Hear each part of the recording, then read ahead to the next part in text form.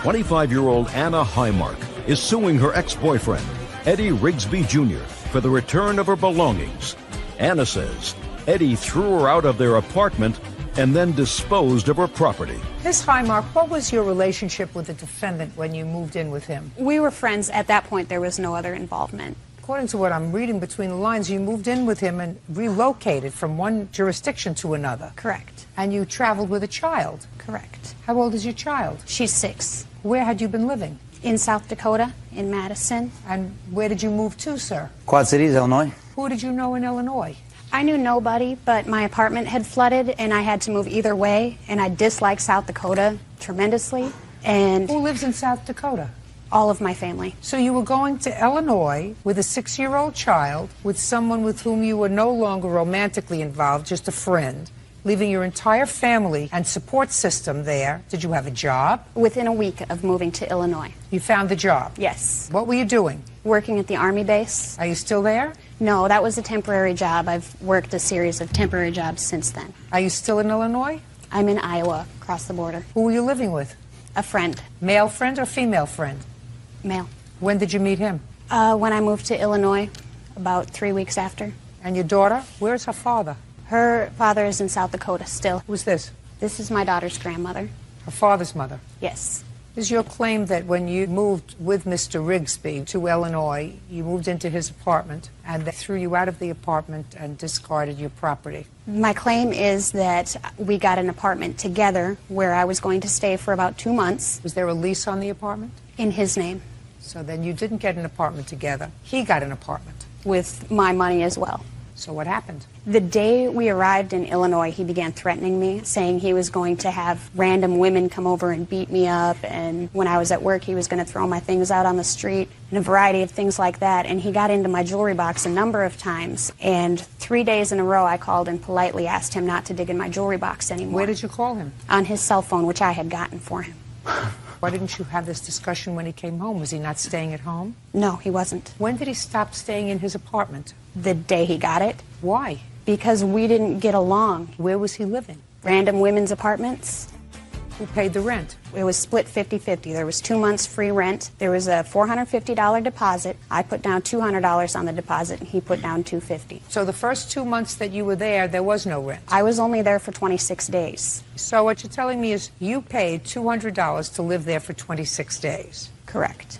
Okay. When did you come home and take her stuff and put it out at the curb, sir? She was there for about a month. It was 2 days before the month was up. I put it on the curb. It wasn't on the curb. It was in front of the door. And this was like, I put most of it out there. You told me curb. You wrote curb, I meant, sir. Well, door, I meant. Well, tell me the circumstances of surrounding you doing let's see, that. I put all the little stuff out first. Hoping she'd come back because I didn't want to put the TV. She had a little 1980s TV and a little bamboo chair, and I didn't want to put it out there because I didn't want to steal it. Month and a half goes by, she still hasn't been there. Are you telling me that she left the apartment? She called the cops on me. After the month was up, I told her she'd stay there 1 month. I said, you have to get your own place. My landlord didn't even want her there. She hit my garage. She almost hit my landlord, driving around. A month is gone. And what happened? I told her she had to go. So did she leave? Yeah, she called the cops on me. She called the cops on you? He said I was an intruder in my own home. Okay. After the police arrived, what happened, Miss Highmark? They said that there was no reason to arrest him. There wasn't. Besides his threatening me and bringing over people saying they were going to beat me up and taking Miss Highmark, get over it. I don't believe you, period. Keep going. So you called the police, I called and the police said the lease to the apartment is in his name. They're not going to put him out. And what did you do? I said I need a safe place to go. And they put me in a domestic violence shelter. Perfect.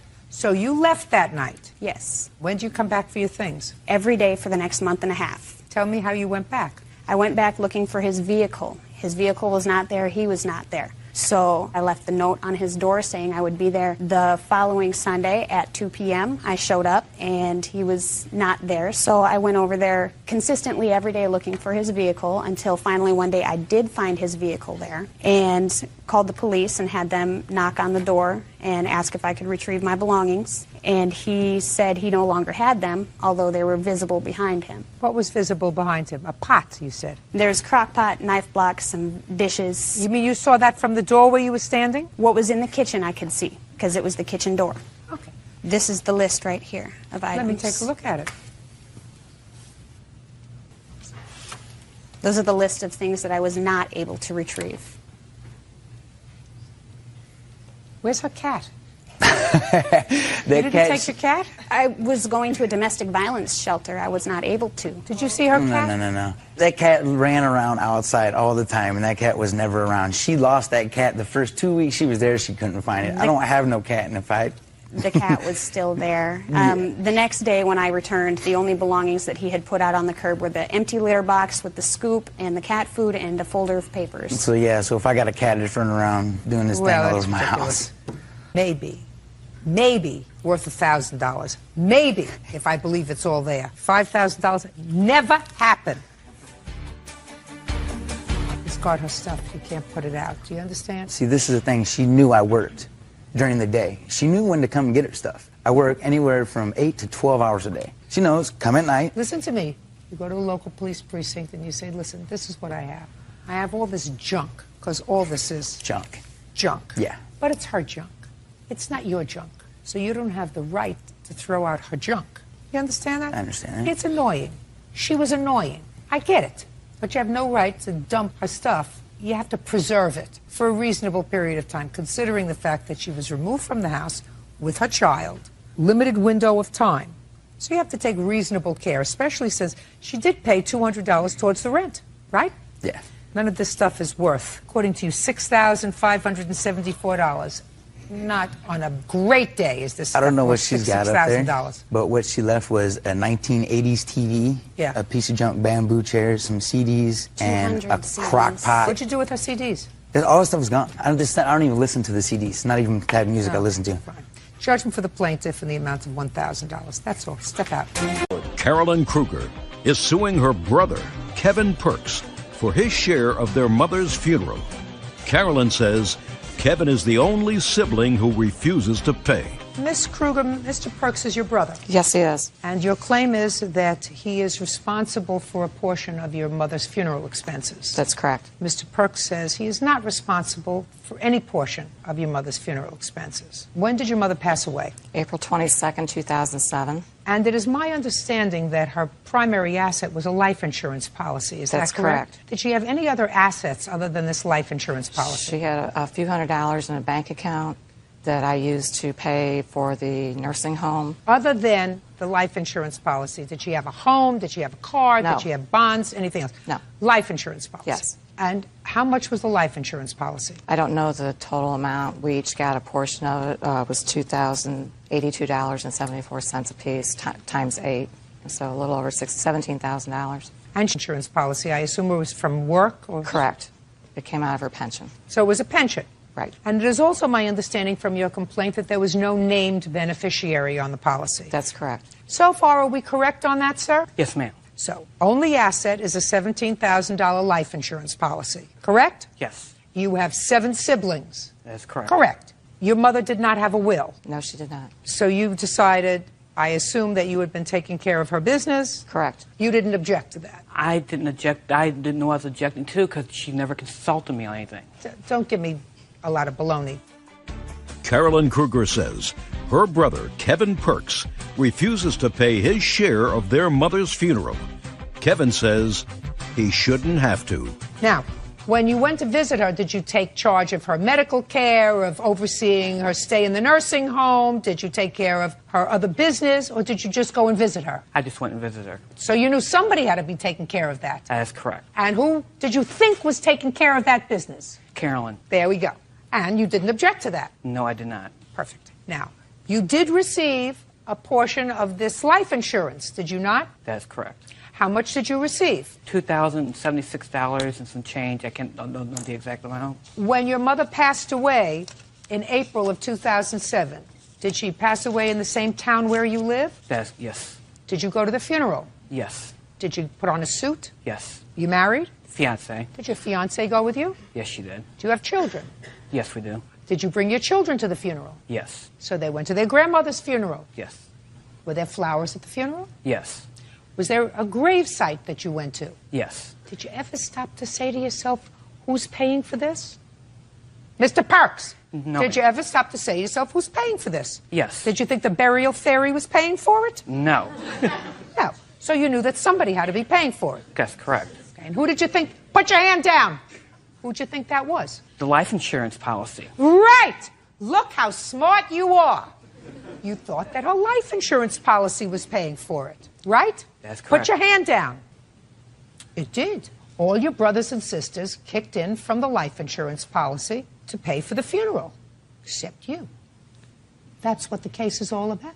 Now, your sister could very easily have said, I am going to take all the proceeds of this life insurance policy, and I'm going to pay the $6,000 for Mom's funeral, and whatever is left over, I'm going to give it to my brothers and sisters. Right? That's correct. Well, that's what you thought happened. Instead, your sister decided to do what she considered the right thing, which was name each of you as a beneficiary on the life insurance policy. You all got your money, and everybody divided the $6,000 or whatever it was for the funeral and sent her a check for their portion. Go!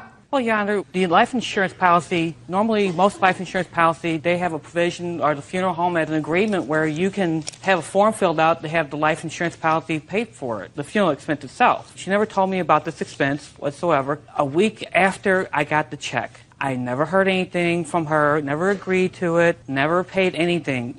She didn't consult me about it, nothing. So? And your point would be? I should have been consulted further on... I'm consulting you right now. I'm consulting you. Who's supposed to pay for your mother's funeral? Not you. You have no legal obligation to pay for your mother's funeral. None.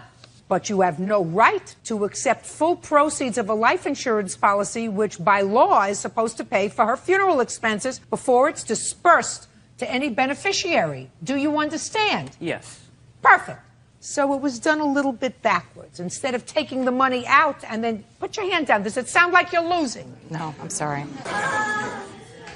So instead of taking the $6,000 out and paying for the policy and then distributing it to you, she distributed it to the siblings and then says, okay, brothers and sisters, now send me a check. It's the same thing. Do you understand? Yes. You don't have to be consulted about that, sir. This one wants to say something. I'm just dying to hear what she has to say.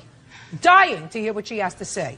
I'm sorry, Your Honor, but during the funeral and everything that was at the funeral, as far as the casket, the flowers, anything, Kevin was not allowed or invited to pick any of that stuff out. Was he invited to pick out who the nurses were going to be at his mother? Your Honor.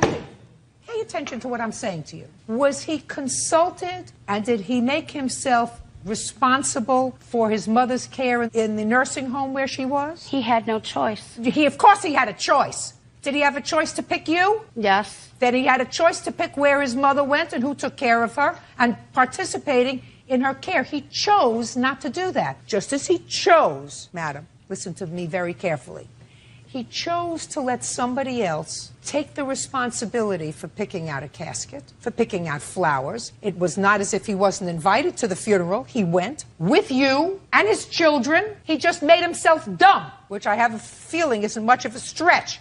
You owe your sister your share of your mother's funeral. Do you understand? Yes. Good. How much was it? $750. Judgment for the plaintiff, that's all. Crystal Garcia claims ex-boyfriend Terrell Johnson owes for rent, the down payment on a truck, and for filing false charges of domestic abuse. All right, you got more complaints against him than I probably have time for today, so we're going to see if we can get through each of the against Mr. Johnson, who used to be your boyfriend. Now you claim he owes you for a deposit that you put down on a truck for him, $2,500? Yes. That he lived sort of as a freeloader. Yes. But there was an understanding that when you got laid off from your teaching position for the summer, he would pay the rent for the summer. Yes. And he didn't. No. And then you claim that he filed false charges against you for assault, causing you to spend the night in jail and $1,000 bail. Yes. Mr. Johnson says the truck was his. Yes. He made the payments on it. Yes. He says that the charges he made against you to the police were absolutely true. You did, in fact, assault him. I got a police report too, Your Honor. And as far as the rent is concerned, he never promised to pay the rent for the summer. As a matter of fact, he wasn't even living with you in August. She kicked me out. I would kick you out if you send me to jail for domestic violence. Don't speak to him. That's why you're here. Okay. All right, Miss Garcia, when did Mr. Johnson move in with you? Late September. of 2006. What was the financial arrangement? Well, he didn't have a stable job, and, I did. So I told him, I said, once you get back on your feet, and I'd always, through the months, tell you need to get a better job. You need to get a better job. You need to help me. You need to, All right, so you need to help me. You need to get a better job. I don't hear a financial arrangement. Well, I told him, I said, coming June, because we are laid off for the summer, I said, you need to pay June, July, August. I told him that because he would have a job by then. I mean, you would think in 7, 8 months he would have a better job. So right now you have no financial arrangement with him with regard to rent. Yes, I did.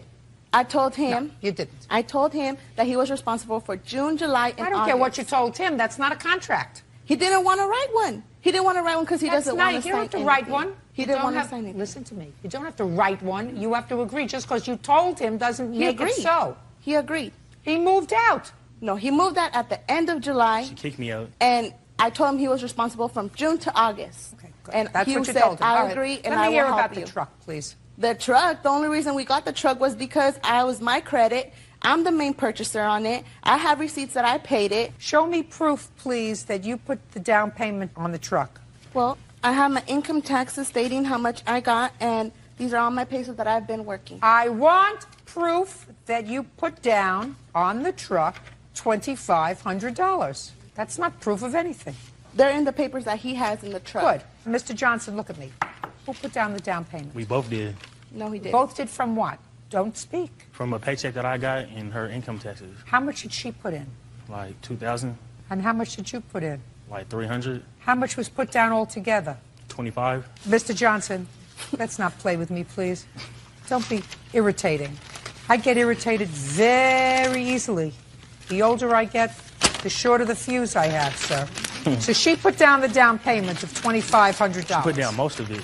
She put down the whole down payment of $2,500. Get over. Now, who made the payments on the truck? We both did, but I made most of them. Show me. I don't. What do you mean you don't? I mean, I don't got no receipts. You don't have any receipts? Show me proof that you made the payments on the truck. When did you get the truck? September of 06? No, we got it in February. Of 07? Yes, ma'am. And how much were the payments each month? $388. Good. Now, what are you showing me there? A printout from the loan place showing that I paid the truck and what She wasn't days. even working at the time. Listen to me. Does that say you paid for the truck, or does that say somebody paid for the truck? It says Crystal Garcia. No. Listen to me very carefully. Is that the loan itself that indicates the loan is in your name? Yes. And that the payments were made? Yes. I'm not interested in that. I want to see proof from your bank. $88 came out. We would go personally to the place because we cannot open a bank account, or we couldn't open a bank account because he has bad bank problems or something. So I didn't have direct deposit for it to come out of my bank account. So I would personally go and pay them cash. Listen to me. If you think that I believe that story that you just told me, I don't.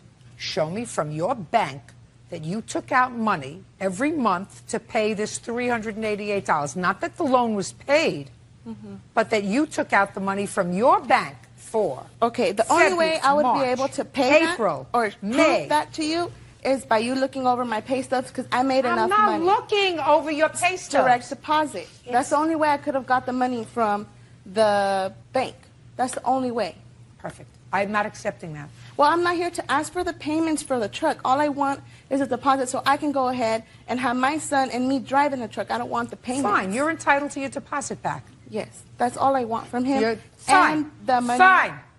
You're entitled to your deposit back.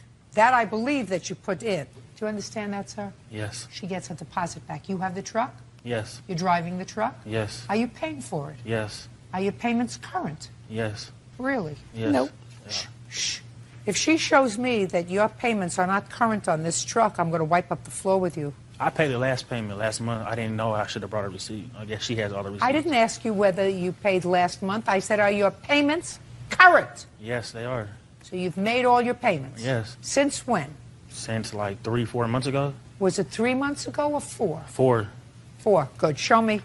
He was late, and here are the... She wasn't even working at the time to even be paying the bills on the truck. Listen to me. You I said was. you made the last 4 payments, correct? Correct. He paid like $300, and then he was late $88. If you shout out again, I'm throwing you out of here. Do you understand? Yes. Okay, now tell me about these false charges that you're charging him with. Okay. 3 days prior to that day that I was arrested, he was not so nice, and of course I have to look out for my son, so I left. I left and I stayed with my mom. And he was drinking. He would go to my mom demanding the keys, making a big scene. Demanding the keys to what? To the truck. You took the truck. Yeah, because I wasn't going to let him drive it while he was drinking. But you didn't have a driver's license. Exactly. Yes, I did. No, you didn't. Yes, I did. No, you Just a didn't. minute. You have a driver's license now? Yes. It says here in the police report that she don't got a driver's license. I'd like to see the police report. Anyway, so you went back to the house to get some clothes, and? And he called me, and he's like, I'm going to go pick up my clothes from the truck. I said, okay, that's fine. So he comes in, like, we don't have no problems. He's trying to sweet talk me, for me to still be with him. And I'm like, you know what? No, I don't need this for me and my son. I don't need you to be drinking, yelling obscenities to me, calling me names. I don't need that. So I do not want to be with you. And then he demanded, you know what? I want the keys to the truck. And I said, no, you know what I mean? I said, no. And I told him, go get your stuff. So we were right outside my door, and he snatched the keys right out of my hands. Can I say something? And I was like, you know what? I was like, why you do that? So right when he grabbed the keys from my hands, I held onto his shirt because my baby's car seat, You were choking me. my property was in there. And that's everything that I have earned, and I'm not going to let somebody go and take it away. So who knows what he's going to do with it? I don't know what he's going to do with it. So the only way at that time for me to protect my and my son's stuff was to hold on. That's it. Ridiculous. You're ridiculous. Well, the police indicate he was injured. Where are the pictures you were injured? The police indicate on the police report where he had scratches on his shoulder. Those are called And stretch his- marks, and not his- scratches. Excuse me? Stretch marks. Scratches. Scratches. She was strangling me. I was not. No. That's why she got arrested. She's crazy. That part of your complaint, Ms. Garcia, where you're asking for compensation for falsely reporting that you assaulted him, that's denied. You're entitled to your truck money back. Period. And once you get your truck money back... If it was work for the DA to pick up, they would have picked it up, and that would have been... They wouldn't have rejected the case how they did. There was no case Because I didn't press on no hand to charges. me. I didn't press no charges. If I hurt you so bad, why didn't you push charges on me? Ms. Garcia, It's not even worth it. now I'm responding to you. Your case is dismissed. It's over for everything except the $2,500 that you put as a down payment for a truck that he now has. Do you understand? Yeah. Good. Thank you very much. That's all. Parties are excused. You may step out. Zenita Arnold and her husband, Lawrence Hill, are suing Zenita's ex-husband, Bruce Arnold, for filing false charges of abuse with Child Protective Services. All rise. Yeah, this is case number 105 on the calendar in the matter of Arnold Hill versus Arnold. Parties have been sworn in. You may be seated, sir. Have a seat. Miss Arnold, this is your former husband, Yes, and this is your new husband. new husband. And according to your complaint, your former husband made allegations about you and your husband with regard to your treatment of your two children. You have two children with him? Yes, As a result of that, the two of you were briefly arrested and lost custody of the children for a very brief period of time. The children are back with you now. yes, Mr. Arnold said he has every right to have been concerned about his children. He acknowledges he made the report that resulted in your arrest, and he is going to explain to me why. Now, when were you divorced, Miss Arnold? August 16, 2004. And how many children do you have, Mr. Arnold? Two, a boy Only and a girl. two children. Yes, ma'am. What are their dates of birth? March 19th for my son, 99, and my daughter's September 4th, 19. Did you and your former wife live together until 2004? No, When did you separate? 2002 or probably one. When did you separate? 2000. Your former wife has had physical custody of the children since 2000. Is that correct? Yes, ma'am. Since one of the children was a year old, right? And one of the children was 5 years old. No, ma'am. Okay. Explain it to me. My son was at least about 3 years old when we was living together. Is that right? Bruce has been on and on in the household. So it was basically 1 month he'll be in the household, the next month he will not. That's a lot. With duration of that, his appearance was basically an in-and-out father. I assumed full custody of my kids, sole custody, when I got the divorce, August 16, 2004. Okay. Now I got it. Now, sir, you made a report to Child Protective Services or to the police? To the police. When? On December of 2006, I believe it was around the 15th or 16th. Prior to December 2016, that's the date of your divorce, have you been regularly paying child support? Yes, off and on. Yes, off and on is not regularly paying child support. Since August 16th, have you been regularly paying child support? I pay child support twice. I pay from the public aid and for our divorce. I'm asking you, since August 16th, 2004, when the divorce granted you primary physical custody, have you been regularly paying support? Yes. Well, you said yes, and then 2 seconds ago you said yes off and on. Which one is it? Because when I wasn't working, I was still giving her $50 a week, and they weren't taking out my check. Is that right? No. Basically, since like all of this happened December 16th, I'll say a minimum of about 2 payments that he has given me. This current year, up to date, I would say at the most, maybe a month worth of payments. And that's $50 every other month, if that. Okay. Now, sir, you reported an incident to the police in December of 2006. You want to tell me what precipitated that report? Yes, my children was home with my mother, their grandmother, and my daughter and her was talking. And my daughter came out and told her everything that was going on about the past and the present. And so my mother got on the phone, called me crying. She was saying that my kids are being abused. Don't tell me what your mother said to you. I assume that there was a time that you came home and spoke to your children. I was getting to that point, man. I know, but you can't tell me what your mother said to you, sir, because that's hearsay. I understand. You can, however, tell me what your children... Listen to me. You're not paying attention, Mr. Arnold. You cannot tell me what your mother said to you. There is an exception with regard to what children say to their parents in family court proceedings, so I'm accepting what the children said to you. And I assume that as a result of the conversation with your mother, you had a conversation with your children. Yes, ma'am. When? As soon as I got off the phone with her, I came home and I talked to my children. And that's when they informed me about the things that was going on. Well, I would like you to tell me specifically what they informed you and which child informed you of what. My daughter informed me that one occasion that Zanita had sat on top of her back while Lawrence whooped her. Then my son told me... Okay, now, that's what your daughter said to you. Yes, ma'am. That her stepfather had hit her with what? A belt. Did she tell you when? It was like a month prior to that date. Are you making this up as you're going? Are you sure that she said to you it was a month before? Yes, I am, ma'am. Okay.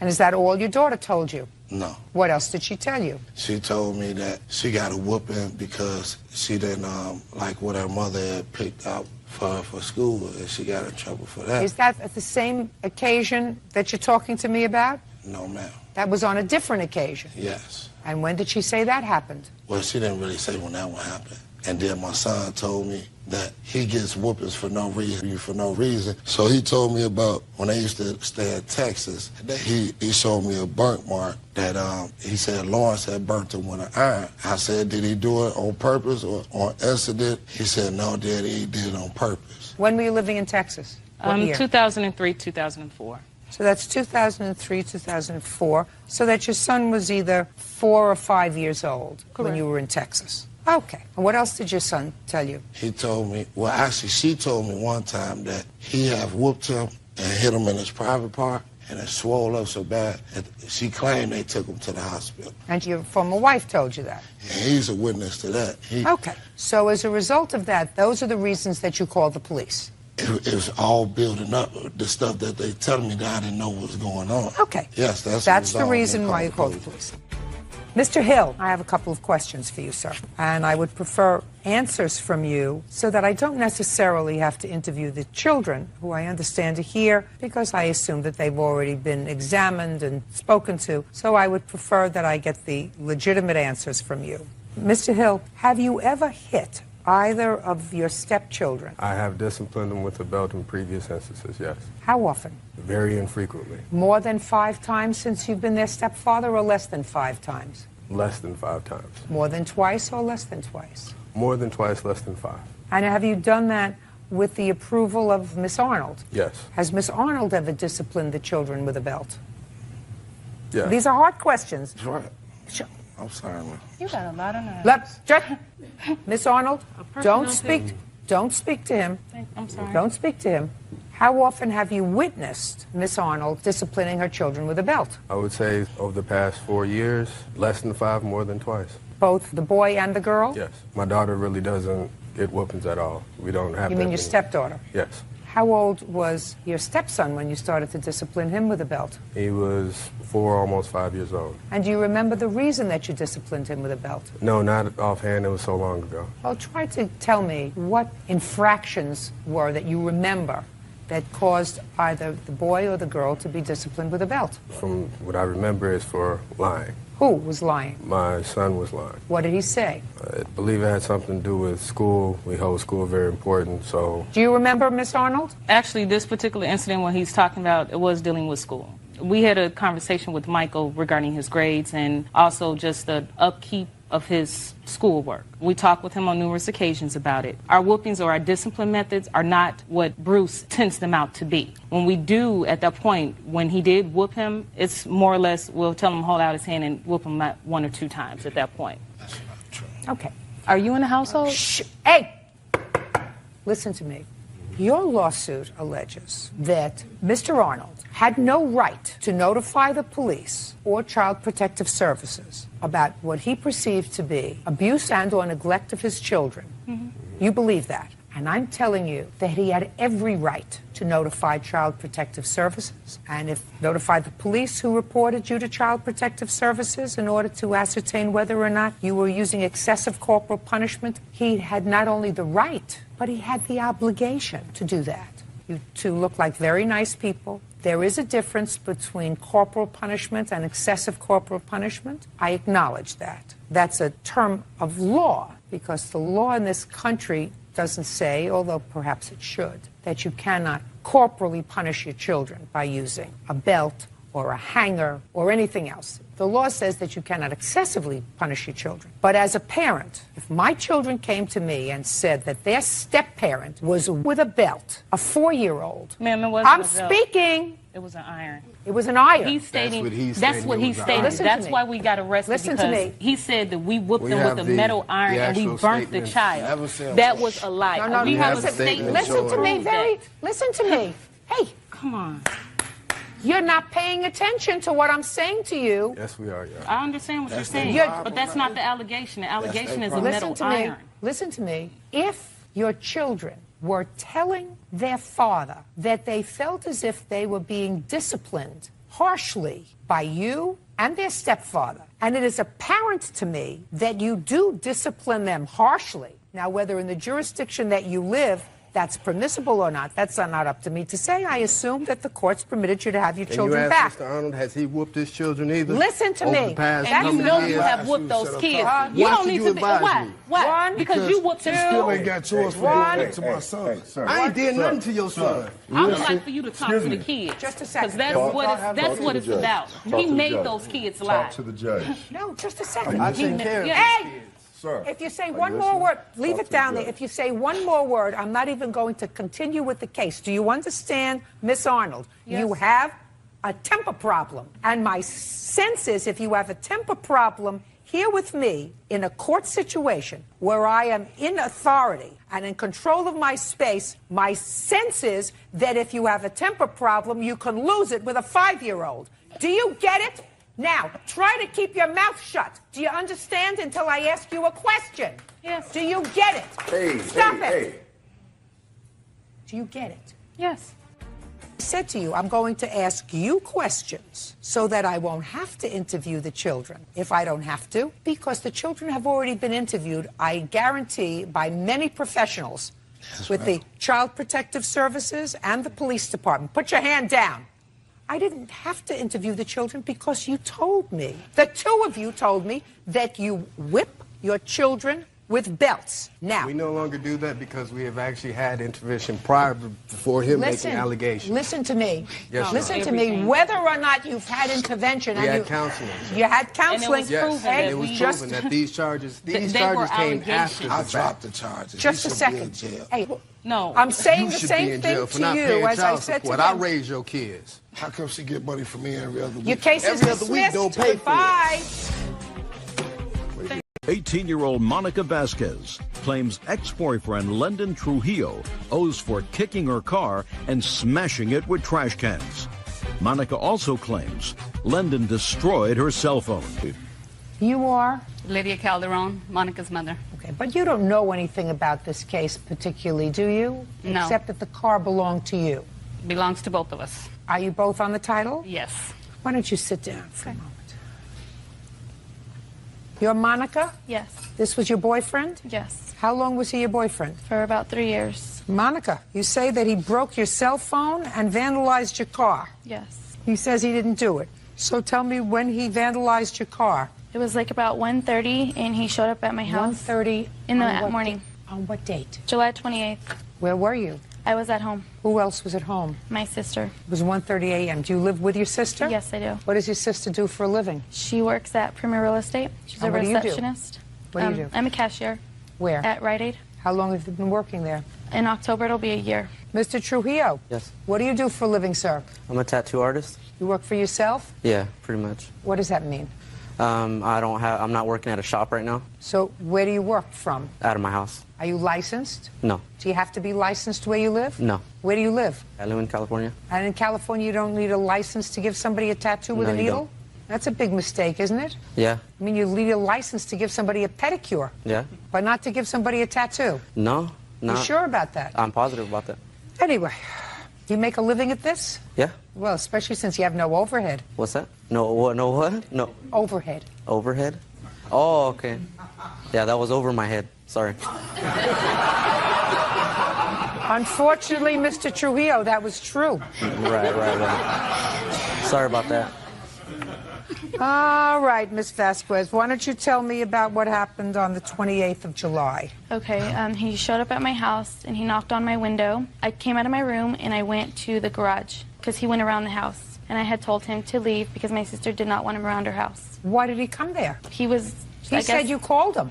No, I did not call him. You say in your papers, sir, that you went over to the house at 1:30 on July 28th because she called you. Yeah, we had been talking. No. Because she called you on July 28th. That's Okay. why you said you went over there, right? Right. And how did she call you? On your cell phone? Yeah. Do you have your cell phone records? No. I'm sure if I went and got them, I could bring them back to you. I mean, if you wanted to, another We date don't or do something. do-overs here, Mr. Trujillo. What we do is, when you're coming to court, you're supposed to be prepared. You know what it's like, Mr. Trujillo?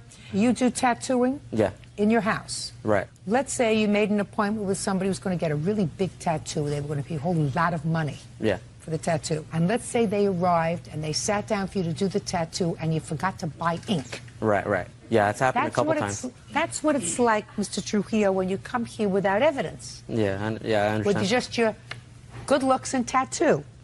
That's what happens. You're supposed to bring evidence, bring proof. So we have no proof that she called you to arrive at her house Right. 1:30 in the morning. Yeah. And so you went outside and you told him to disappear. Yes. And what happened? And by that time, my sister had came out because she heard the knock because our rooms are right next door. And she had went out and told him to leave her house because she was going to call the police. Because the incident with the phone. Oh, so the incident with the phone happened first? Yes. And that happened about a month before? Yes. Why don't you tell me what happened? Okay, I was at work, and I get out of work at 10, and he showed up at my work, so I left. Had you not been seeing each other? No. Right. And I left my work, and he followed me down the street, and he was telling me to pull over, and he was next to me in my car. And so I pulled over because he was coming closer to my car, and he had said that if I didn't pull over, he would go to my house and, break windows. And so I pulled over, and he had got my phone to check it for what, I don't know, we weren't together. And I was telling him to give me back my phone, and he was like, "You want your phone?" So he cracked it in half and gave it to me. And so... Had he been drinking? Yes, he had a beer in his car. Who else was in the car? He was by himself that night. You got to get a job out of the house, Mr. Trujillo. Okay. Listen to me, sir. First, I want you to tell me who these people are that you brought with you to court today. I brought my dad to court with me today and my brother Fabian. This is my dad, Johnny, and Fabian and Silo. Yeah, and you all live together? No. Do you live alone? No, I live with my uncle. Why? Because my dad has recently moved, and he had moved in with someone else, and there wasn't enough room, so I actually went to live with my uncle. And where does your brother live? With his grandpa. How old are you? I'm 18. How old's your brother? 19. Who did your father move in with? His girlfriend. Was there a time you were all living together? At one time, yeah. When was the last time you lived together with your father? About 2 months ago, I lived with my dad in Visalia. And your brother also lived with your father? No. My brother has always lived with his grandpa in Tulare. Did you break her phone? No, ma'am, I didn't. Well, tell me what happened, Mr. Trujillo. Me and Monica had been seeing each other before this incident with the cell phone happened. We had been talking, and we had been texting each other, and she had told me that she got out of work at 10 o'clock and that if I wanted to see her after work. And I said, okay, cool. I had the car, so I said, okay, I'll meet you at Taco Bell. So we went and we met at Taco Bell parking lot, and we were there. Everything was fine. We were talking, hugging, everything was cool. And then a call comes through on my phone. And when a call comes through on my phone, it was a ringtone, as, you know, the ringtones, like I know you've heard them, like the lovey-dovey ringtones, like the, you know what I mean, like the guy and girl together ringtones. You know what I'm talking about or no? Like, I mean, I could sing one. Special song or something. Like, I mean, I could sing one for you, if you want me to sing one. No, I'm just kidding. Anyways, at the time when that had happened, we were both kind of looking at each other because I was already like, okay, you know, something's wrong, I messed up. So Monica had... Yeah. Yeah, so at that time, Monica had snatched my phone out of my hand. And when that had happened, she snatched my phone, and I reached for it back. We kind of got into an argument, a little conflict, you know what I mean? And Who was calling you, Mr. Trujillo? Just a friend. Boyfriend or a girlfriend? It was a girlfriend. The timing was really terrible. Yeah, it wasn't expected. It was messed up. Yeah, it was at the right time. So when that had happened, I was leaning up against my car, and Monica had thrown my phone at me. But when she had thrown my phone at me, somehow, and you can tell she has little hands. I don't know how she had both phones in her hand, but when she had thrown it at me, my phone rolled over the car, the hood of the car, and her phone hit my car and broke. However it broke, it was snapped in half, and that's basically what happened. When he met you at Taco Bell, had you told him that you were going to be out of work at 10 o'clock? No, he called my work around 10, and he said, I was around the corner. He goes, I'll be there right now. And I was like, I'm going home, I'm leaving. And at that point, my boss had opened the doors to let me leave earlier than everybody else, because I had told him. And when I got in my car to leave, he was already at the corner, and that's when he just followed me. Do you think if I called her boss would say that they opened the door and let her out a little early? No, I don't. You don't think so? No, I don't. What's your boss's name? David Centeno. Give me his number. It's my phone, and my phone is out there. The Rite Aid number, 67816. There you go. 7816? Now, Mr. Trujillo. Yes, ma'am. I want you to listen to me very carefully. Okay. When somebody tells me I tend to disbelieve everything that they say, especially when I have to get my rather sizable keister off this chair and go in the back to make a telephone call. Do you understand? Oh, yes. Now, I am prepared to do that. Okay. Unless you want to revise your version of the cell phone events. No, ma'am. No, not at all. Okay, so let's call Mr. David, because he doesn't have any clue that I might be calling him. He is going to tell me whether or not he let her out early because you were going to come over. Right. Okay. Let's see. Okay.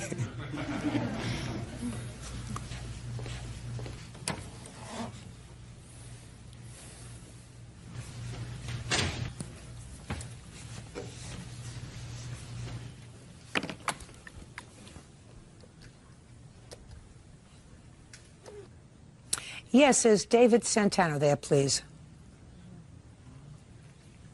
David, this is Judge Judy Scheindlin. How are you? Good, thank you. David, I have a question for you.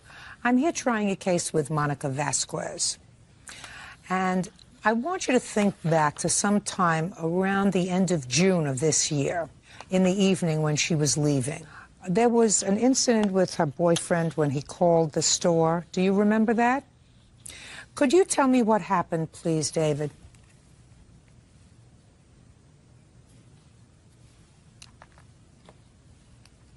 Mm-hmm.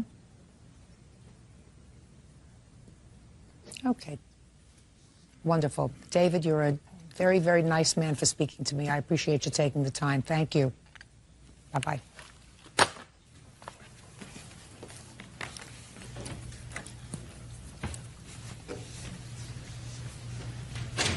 Boss is a very nice gentleman.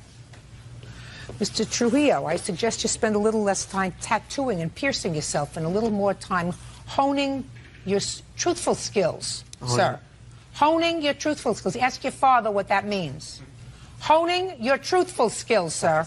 Oh, okay. Because Mr. Santano says that he remembers the evening very well. You would call the store. You said, I'm going to get down there before the store closes. They let her leave early, and they stood there to watch her get in her car and take off before you got there because she had already broken up with you, and she was afraid about what was going to happen if you got there. Okay.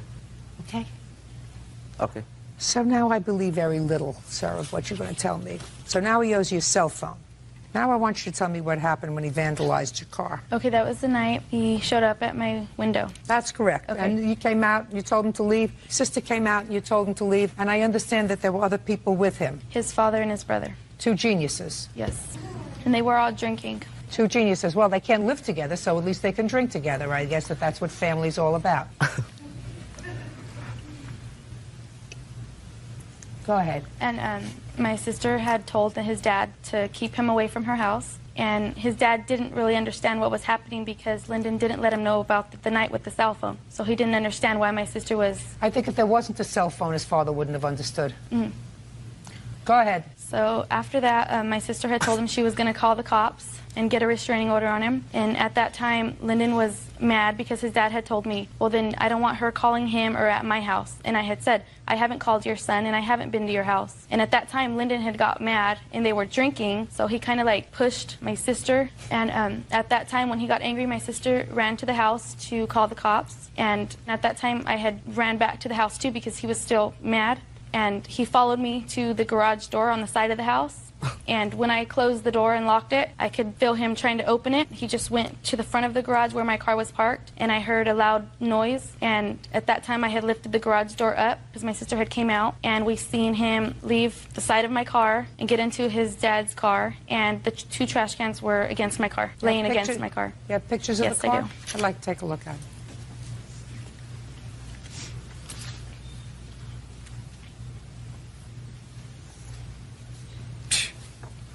Outrageous. When did you purchase this car? Last year in November. Bought it yourself? My mom helped me. Who pays for it? I do. Paid the insurance too? Mm-hmm. Stand up next to him. You came here, you might as well stand up here. Monica Vasquez says ex-boyfriend Lyndon Trujillo owes for vandalizing her car and for destroying her cell phone. What were you doing out with your son at 1:30 in the morning? We had went to the club. What club? El Presidente. What were you doing at the club? Dancing. And drinking? I was, yes. With whom? Females. All different kinds? Pretty much, yeah. So if you were dancing and drinking with a whole bunch of females, you weren't watching what your two sons were doing? Actually, he was on his cell phone the whole time we were there, text messaging and back and forth. And I went to him and asked him, who are you texting? And he said, Monica. So And that's what he said to you? Yeah. That's what he said to you, but you don't know that that's true. No, but if I may, Your Honor. Yeah. The day before the cell phone incident had occurred, Yeah. she came to my house, and my dad was coming up from work, and she was coming downstairs. I was walking her down to her car.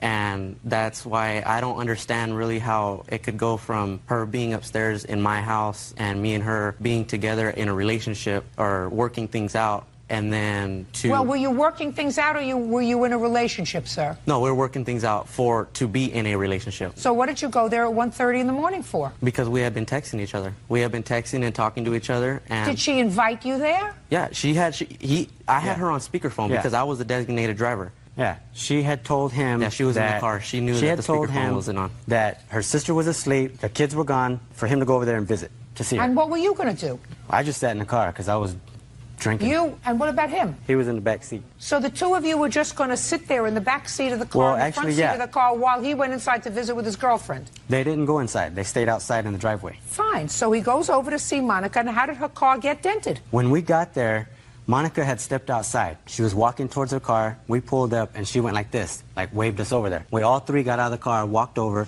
She showed us a dent on her car and said that she had got into an accident with a motorcyclist. And me and her made a few comments back and forth because I had just recently wrecked my Harley. And I had told her, you know, so anyways, we said a few statements back and forth. And then me and Fabian went back and got back in the car. They stayed there talking, hugging, kissing until Marie came outside. And Monica flipped the whole script when Marie came outside because she was upset. Were you at his house the day before? No, I was not. Yeah, you was. No, I was not. Yeah, you was. No, I was not. When you send a text message, could you save those things? They stay for 14 days. Huh? You can lock them. Save them, right? Yes, you can. Show me. Your Honor, I don't have my phone with me. I don't have any proof right now, Your Honor, so it's... Why don't you, sir? Because I came unprepared. I came on intentions of knowing that what I know is true. Is everything that you said just now as truthful as you went over to the store the end of June, invited by her to come over to the store? What, to her store, Rite Aid? Yeah. No, I didn't go to Rite Aid. Oh, no. No, I said I went to Taco Bell. I drove to Taco Bell. She was at Rite Aid when we had talked on her. Why would you think, Mr. Trujillo, that she would say to her boss, concerned, I just want to get out of here before he comes over, and the boss distinctly remembers all the employees watching her get into the car to make sure she was safe and leave? But I wasn't in her parking lot, though. I don't care whether you were in a parking lot or not, sir. Why do you think that boss would remember that? Oh, yeah, no, boss, no. I'm not saying that. She got in her car, but I'm saying what I'm trying to tell you, though, is that I did not go into her parking lot. No, what you said, Mr. Trujillo, was that you had an appointment to meet in Taco Bell. Yeah. And that, sir, is a lie. That, sir, is a lie. That we met in Taco Bell? It is a lie that you had an appointment to meet at Taco Bell. Because when she heard from you, she asked her boss if she could take off because she was concerned about her safety. They all watched her leave. Then why would she have pulled into Taco Bell if she knew that she could have got away from me? I don't know what you were doing, sir. And I don't know what your drunken father was doing or your drunken brother was doing on the night this happened with the car. I have no clue. All I know is, sir, you lied to me once, and you also don't know the law in the jurisdiction where you live because you're required to have a license to tattoo. Sir. Okay. And what is your address? My address right now? Where you're doing the tattooing? In a house. On What is the address? I don't know my address. I just know it's on Bradley Street. I've only been there like a month, 2 months, so I don't know the address. I don't get mail there. Did you make more than 3 children or Only just 3? Only 3. Only 3. So far you got 2 losers, right? 1? I don't consider 2. them losers, but... Well, so far they haven't done anything to make you proud. Sure they have. I don't see They it. graduated high school. That made me proud. My God. My God, that's like the 8th wonder of the world. That's an accomplishment in this family. That's right. I'm sorry. You got to do something with it once you graduate from high school. Yes, I totally agree. So pleased that you agree with me. I've been looking forward all year for a person of your stature to agree with me. Judgment for the plaintiff in the amount of $950. That's all. Goodbye. Coach Kiev says her former live-in boyfriend, Jovial Monzon, owes for the return of property and for the cost to repair her home. Ms. Kiev, how long did you and the defendant live together? We lived with each other for over 5 years. In your complaint, you say it was 6. 6 years, yes. That's when the trouble started. And during the time that you were living together, were you working? Yes, I was working. Continuously? Continuously. And what about the defendant? Was he working? No, he was always between jobs. He had over 5 jobs. How long were you unemployed, Mr. Monson? It was like a month. But other than that, you were working? Yes, ma'am. And how did you arrange your finances? In my paycheck, I pay the mortgages and bills. And what about with his paycheck? His paycheck, whenever he can help me, he'll give me some money. It doesn't seem like a very, very appropriate financial arrangement. Did you have a joint bank account? At one point, we did. Oh, fine. So you had a joint bank account. And when you had a joint bank account, did you deposit your paychecks? Yes, I did, but money was missing from the account. Plus, child support was pulling money from the account because he owed over $53,000 in arrear back payments, which I have evidence. You don't have to show me. I got it. You picked him. Right. Bad apple. Well, I would have figured that out if it's true within a year, not 6 years. You have no children together? No. Perfect. This is your complaint. You say that he trashed your house when he moved out, and you want him to fix up the house, that he also took all the property in the house. When he moved out, you want the return of value of your property. You also say that he has a car that was evidently in both your names. You don't necessarily want the car back, but you want your name off the title because you don't want to be responsible for the car anymore. Correct. Now, Mr. Monzon says that the car is just as much his as it is yours, right? Yes, ma'am. Who paid for it? Apparently I did. What do you mean apparently? What does that mean? Because she said that I didn't make the house payment, so then my check only paid the Montero, so I guess the Montero's mine then. I have... I mean, that's what she told me. My check wasn't making the house payment. It was just paying the bills in the Montero. Hello, how did you make the house payment then? Did you take any property from the house, sir? The property I took from the house... No, the answer is either yes I did. or no. What property did you take from the house? I took some furniture that I bought. That you bought when? When we were together. From what money? Is not an answer. Like August. From the money August? I mean, what'd you say about the furniture? I mean, you're confusing me, I'm sorry. I want you to try to pay attention, not try to think ahead. Okay. It will be too taxing for you. I want you to think of what I'm saying just at the moment. Do you understand? Yes, ma'am. Where did you get the money from that you used to purchase the furniture? Oh, from my check, from my work, my job. Okay. Did you deposit it in a bank account? No, I gave her my check, and I had my own money. You mean you had different money from the money that you earned from your work? Since we were no longer together, as she claimed, I wasn't going to give her the rest of my check anymore. I'm asking you about the furniture that you purchased, sir, that was in the house. Yes, I purchased it. Oh. See, this is not going to be easy. Listen, almost marrieds don't cut it in court, especially this one. Is not particularly interested in your almost married debt, your almost married joint property, your almost married bank accounts. You choose to get married, we've created an entire and an elaborate court system to deal with that. You choose to live together without benefit of marriage. There are certain things that you're going to fall short when the relationship terminates. Do you understand? Yes, ma'am. Very good. So, you want the furniture or the car? I'll take the car. Perfect. Where's the title? I had it registered already in my name, because that's what she wanted.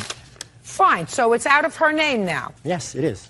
Is that what you want? Yes, and also the F-150, his truck, my name is also on there too. The F-150 is in my dad's name. It's no longer in the name. Okay, listen to me. Where is all the furniture? Some of it is gone because she abandoned the house and me, and I didn't know when she was going to come back or not. She left right. Where's the furniture? It's gone.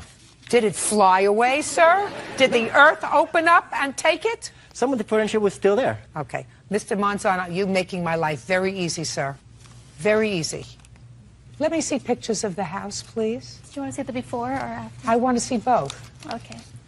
And the property that he took from the house, give me an approximate value of this furniture that's gone. The ones that I'm concerned about are my computer, armor, passport, necklace that I got from my mom, my late mother, and... That's not furniture, madam. You're not talking furniture.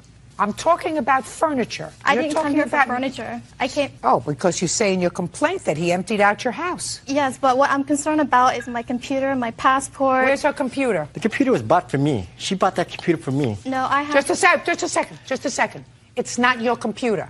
Do you understand? The computer is going back to her. You've got the car and the truck. Do you understand? Yes, ma'am. That's what you get. That's what I'm giving you. Period. Everything else goes back to her, including the computer. Do you understand? Mm-hmm. Within 5 days, the computer goes back to her. Otherwise, what I'm going to do is I'm going to cut an order to motor vehicles to transfer the titles to both the truck and the car back to her name. Do we understand each other, sir? Yes, ma'am. Do you know what kind of an agreement you signed when you came here? Mm-hmm. That every decision that I made, you would abide by. Yes, ma'am. Perfect. Within 5 days, the computer goes back to her in good condition. Because if it's not, I'm going to take your car away. Now do we understand each other, sir? Yes, ma'am. Perfect. Okay. Now I see the nice house. By the way, you have her passport, too? No. You're going to have to write away for another passport. All right, it's got a nice house. Can I see the after, please? Perfect. Oh, my goodness gracious me. Mr. Monzone, what were you so angry about, sir? Well, I was angry at her, but I didn't take it out on the house. House don't hit back. I understand from reading the complaint that there came a time when you weren't there. He changed the locks on the house. Did you change the locks on him? Prior to November, I did. Did you let him back in? No, he kicked the door in. And what did you do? I called the police because the police told you that you couldn't lock him out? No. Okay.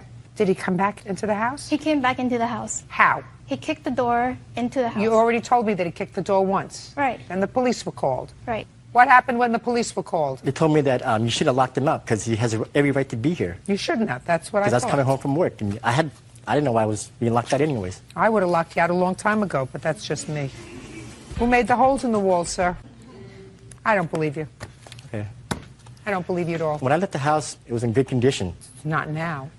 So either you did it or she destroyed her own house. Your Honor, I was served some papers from one of her lawyers saying that they hear voices in the house. And, if they hear voices in the house and I'm at work, hello, what does that tell you? Somebody else is in the house. Call the police, I'm being robbed. Mr. Monzon, you walked out of the house with probably the only two valuable things that were there, which were a car and a truck. Now you say one is in your father's name. How did it get in your father's name? He was the one who bought me that truck, and they just put it in our name just to show him how much they cared about us, that they didn't want nothing to do with it. He bought the truck for? For me, but to put it in our name. He put it in your name because you owed back child support, and they were going to take the truck if you put it in your name alone.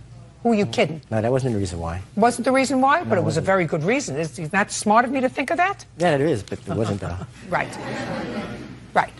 I'm just going to cost you to clean up this mess. I don't live there, so it's hard for me to get somebody to go and give an estimate. I've been working with my realtor, and she's been trying to get someone out there also, and we haven't. Well, how do you expect me to figure it out? It's a lot of damage. I have receipts from when I installed the carpet, brand new carpet, and the stove that he damaged. I have receipts of it. In what year did you install that? It was July '06 when I had the house on the market. And was he living there in July of '06? July '06, he actually went to rehab, drug rehab. He was gone for a week. You had been living with him. So if you put the new carpet in the house, madam, it's from monies that you had pooled together. No, this is money from refinancing my house. How much did you take out of the house? I took out to pay off the car, which was $21,000 on the car, and which car? The Montero. You paid off the Montero? I paid off the Montero. I have the refinancing paperwork. Shows the check distributed to Mitsubishi. Can I see that, please? You paid off the car? Yes, I did. You want the car? I do want the car back. Oh, you want the car? But he refused to give me back the car, so I said, if you want to keep the car, then take my name off the title because I don't want any responsibility. But if I can get my car back, I would love to have my car back because I paid for that. She says she took out a home equity loan and refinanced the house for $21,000 and paid off the Montero. Is that true? I have paperwork here. I guess so. I mean, like,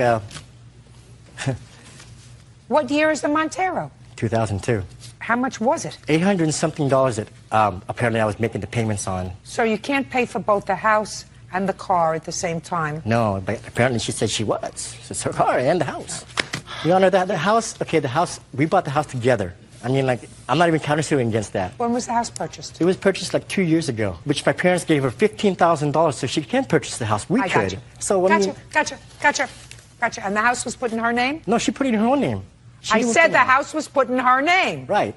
Why would you put my name in there? Why? Because you owe $53,000 in back child support. That's why. And they would have taken your house. That's why it was put in her name. Same reason that the cars were put in other people's names other than yours. Have you paid your child support? Yes, I pay it out of my paycheck. Comes out. Oh, because now they take it out of your paycheck. Yes, I pay Good. it. Who are you living with now? I'm between houses. You're living in one of your cars? No.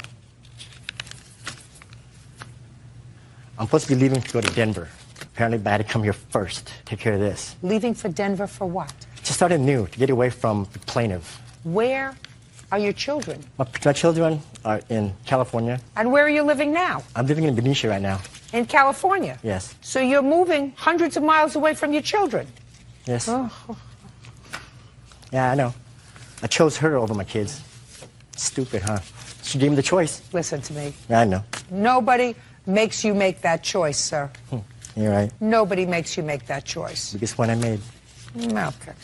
Now, he does not have your necklace. He does not have your passport. He has your computer, which he's going to use. Do you understand? Yes. The house is in your name. Yes. Did you get a deposit for $15,000 from his family for the house? It was $12,000, yes. So you did. Did you pay them back? I did. When? I borrowed $12,000 for the first house that I bought. When I sold that house and made some money, I paid them back after I sold the first house. What about a down payment on this house? I bought it with $0 down. With $0 down? Yes. The money was to put in the bank to show that I can make the payment. And where did you get that money from? I borrowed it from my sister and from his mother. From his mother? Yes. Did you give it back to her? I did. Yes, I did. Did she give it back to your mother? I don't know. You were there. Okay, fine. Okay. You get your computer back, and I believe that you're entitled for money for the car because I believe that you made a substantial payment on the car. He's going to take your name off the title. He says he's already taken care of that. But I believe you when you say you took out a home equity line of credit, and from that you paid off the Montero, so I'm giving you a judgment for $5,000, unless you want to turn the car over to her. What's your pleasure?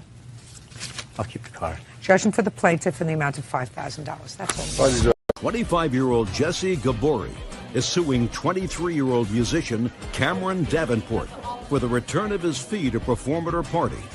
Jesse claims Cameron's music offended her guests. Mr. Bora, you hired Mr. Davenport as a DJ to play at a party that you were having. What kind of party was it? I had a cousin who was moving to Portland, Oregon from Coeur d'Alene, Idaho. We have a pretty large family in Coeur d'Alene, all very close-knit. So it was a family party? Yes, that's correct. Had you ever heard of Mr. Davenport play before? No, ma'am. How did you find him? I was at a coffee shop. I found a flyer that said, Cameron Bamron, original music and DJ services. It showed a picture of a guy with a ukulele on the front. Okay, so that's how you found him? That's correct. Good. And you hired him to play at a party. You paid him in advance, $500? Yes, ma'am. And he came to the party. He played for a couple of minutes. He was told to leave. That's correct. Because you didn't like his music, and you want your money back. That's correct. Mr. Davenport says he came, he played his music, he was totally prepared to comply with the terms of your contract. You told him to leave. He's not giving you any money back. Okay, so on what date did you see his flyer, and on what date did you call him? July 10th is the date that I was preparing all of the arrangements for the party. And what day was the party? The 13th of July. So you only had 3 days to get somebody? That's correct. So you called Mr. Davenport from the flyer. And what did you say to him, and what did he say to you? I asked if he would be available to do a 5-hour set on the 13th. The party started around 7 p.m. He said that he was available. I asked what type of original music he played. He said experimental. In my experience, experimental doesn't generally mean offensive or explicit. Don't tell me what your experience is, madam. Yes, ma'am. I'm asking you what you said to him and what he said to you. He asked me if any children would be present, and I said no, older people, adults. Okay. And that was pretty much the end of the conversation. I told him where to show up and when. I was in a huge hurry, so I just kind of pushed forward with it. So he came, and? On the day of the party, he arrived, had his sound equipment set up. Everything seemed to be going well. That was the first time I had actually spoken with him in person. He seemed like a, nice guy. Got up on stage, and it was the first song that he sang that really set everyone off. I have a pretty conservative family. It was a large party. I had a lot of grandmas, grandpas, aunts, uncles, So it was more experimental than you were used to? The first lyric of the first song was what really set it off. Okay. It was not what you expected? That's correct. Okay, so what did you do? I immediately, after about halfway through the first song, I was bombarded with my family members coming up angrily, my friends, family, asking me if it was a joke. Okay, fine. So? I retreated to the back of the theater. I informed one of my cousins that he needed to ask Cameron to leave. Oh, well, and that's what they did. They asked him to leave. That's right. Correct. So why do you think you're entitled to any money back? Because he misrepresented himself on the telephone to me. No, he didn't at all. No, he did not at all. Never at any time did he mention that his lyrics were explicit or offensive in any manner. Did you ask?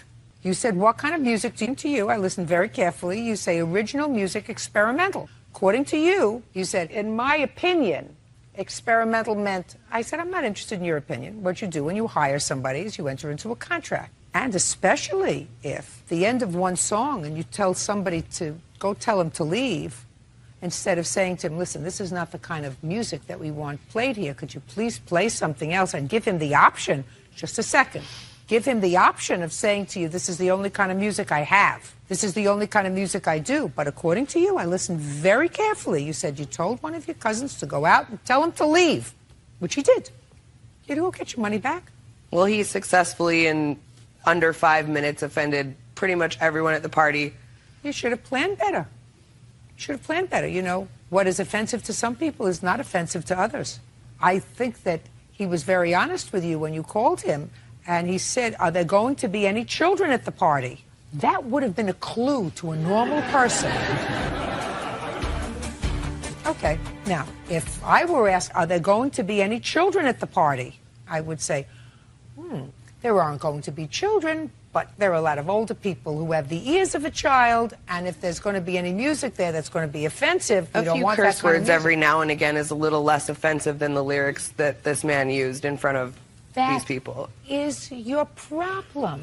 He did not breach your contract. He showed up, he played his experimental music, which is what he told you he was going to play, and he couldn't book another gig after you fired him. So you have to be more careful. Your Honor? What? I do have a copy of my lyrics to just one of my songs that I do. I don't do experimental lyrics. All right. If it's not Sinatra or Feinstein, I don't do it. Got it? Okay. But I think that you were very honest with her. You said, I do original experimental music, and are there going to be any children there? Did you get paid, sir? Yes. You worked for 20 minutes? Well, I played for about 20 minutes. You know, it takes a good half hour to set up and break everything down. So by the hour, you made more than you ever made before. Is that right? Yes. Congratulations. Thank you. Claudia Blanco says ex-boyfriend Rene Trujillo owes for illegally repossessing her car. Rene is countersuing, claiming Claudia's negligence ruined his credit. Ms. Blanco, Mr. Trujillo was your boyfriend. Yes. Your complaint alleges that he co-signed for a car for you. Yes. The car was titled in his name? And mine. But he was on the loan? Yes. You couldn't get credit? Both of us were on the loan. But you couldn't get credit yourself? Yes. You broke up.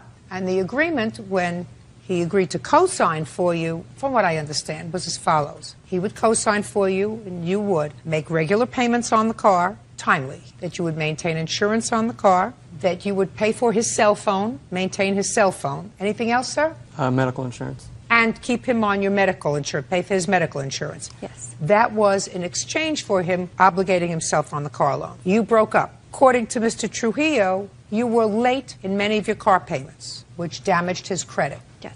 In addition, although he doesn't say it, you do, you canceled his cell phone and canceled his medical insurance. In January of 2007, yes.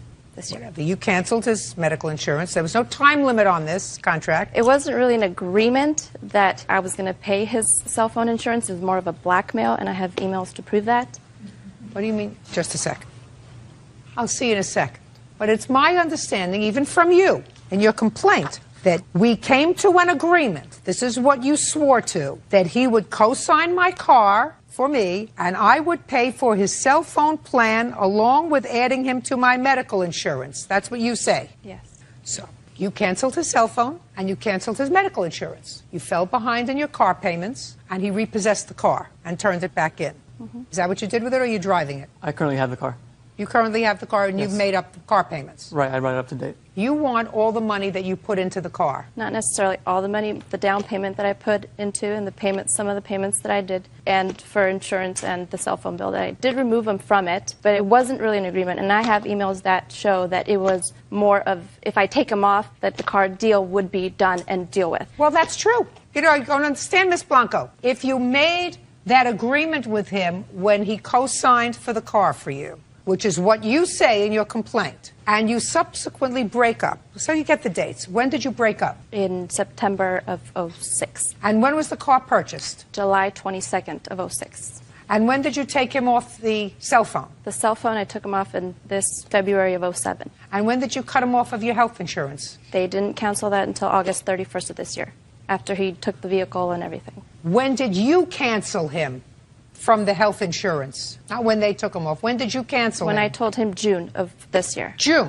Of 2007. And he repossessed the car? June 10th. Which he lied about repoing the car. He did not tell me anything. He doesn't have to tell you anything. How many times were you late on car payments? 4 times. But I have proof from VW that I called them, everything, we stayed in touch. I don't care whether you stayed in touch. What does that mean, Ms. Blanco, that you stayed in touch? Because they cut my hours from work. It was very unexpected. On March 10th, we had a meeting and they told us, hey, we're cutting hours by Monday. I went from working 40 plus hours to 32 hours. There was no way I could come up with the money. I was trying my hardest to get a second job, and Rene knew about this. He knew that I was trying to get a second job. I kept in touch with him. I only paid $110 this time. Ms. We're going to do it. Blanco, you have to be a grown-up, sweetheart. I was Listen now. to me. You can't visit your problems on him. The fact that you were working with Volkswagen and they don't want your old car back, they want to work with you as long as they're going to get their money, right? That's one thing. That doesn't mean it's not reported to his credit as I the co-signer. understand that. The fact that you lost hours impacted on him. He You knew understand that. I understand That's his that. complaint, because he has a counterclaim. He says you ruined his credit because for 4 times, and I don't care if it was 4 times or 3 times or 2 times, if you don't make your car payment on time, the people who were responsible on that loan are going to be penalized. That was him. He has an absolute right to repossess the car for that alone. In addition to the fact that you had a contract with him, a verbal contract, he would obligate himself on the car if you would maintain him on his cell phone and your insurance. Well, after a while, you're not his girlfriend anymore. You say, I'm going to cancel that cell phone. I don't want to pay for a cell phone where he's calling other people, and I don't want to pay for his health insurance anymore. I'm canceling it. It wasn't out of a malicious act to Doesn't have to be remove him. It doesn't have to be malicious. That was your contract with him. But it wasn't a contract. Yes, it was. That's what you said. You I said have it emails was an from him. agreement. We came to an agreement that he would co-sign my car for me and I would pay for his cell phone along with adding him to my health insurance. You want me to see what you signed? I know. I circled that agreement part. It wasn't... That's what you signed. I know. That's what you swore to. It wasn't an That's what you agreement. said happened. That's what he says happened. You It may not wasn't want to it's- revisit that now. Your Honor, there's an email here that shows the only reason I kept that I want to look going at the email. was because she of doesn't this. understand that the email is going to support exactly what I said.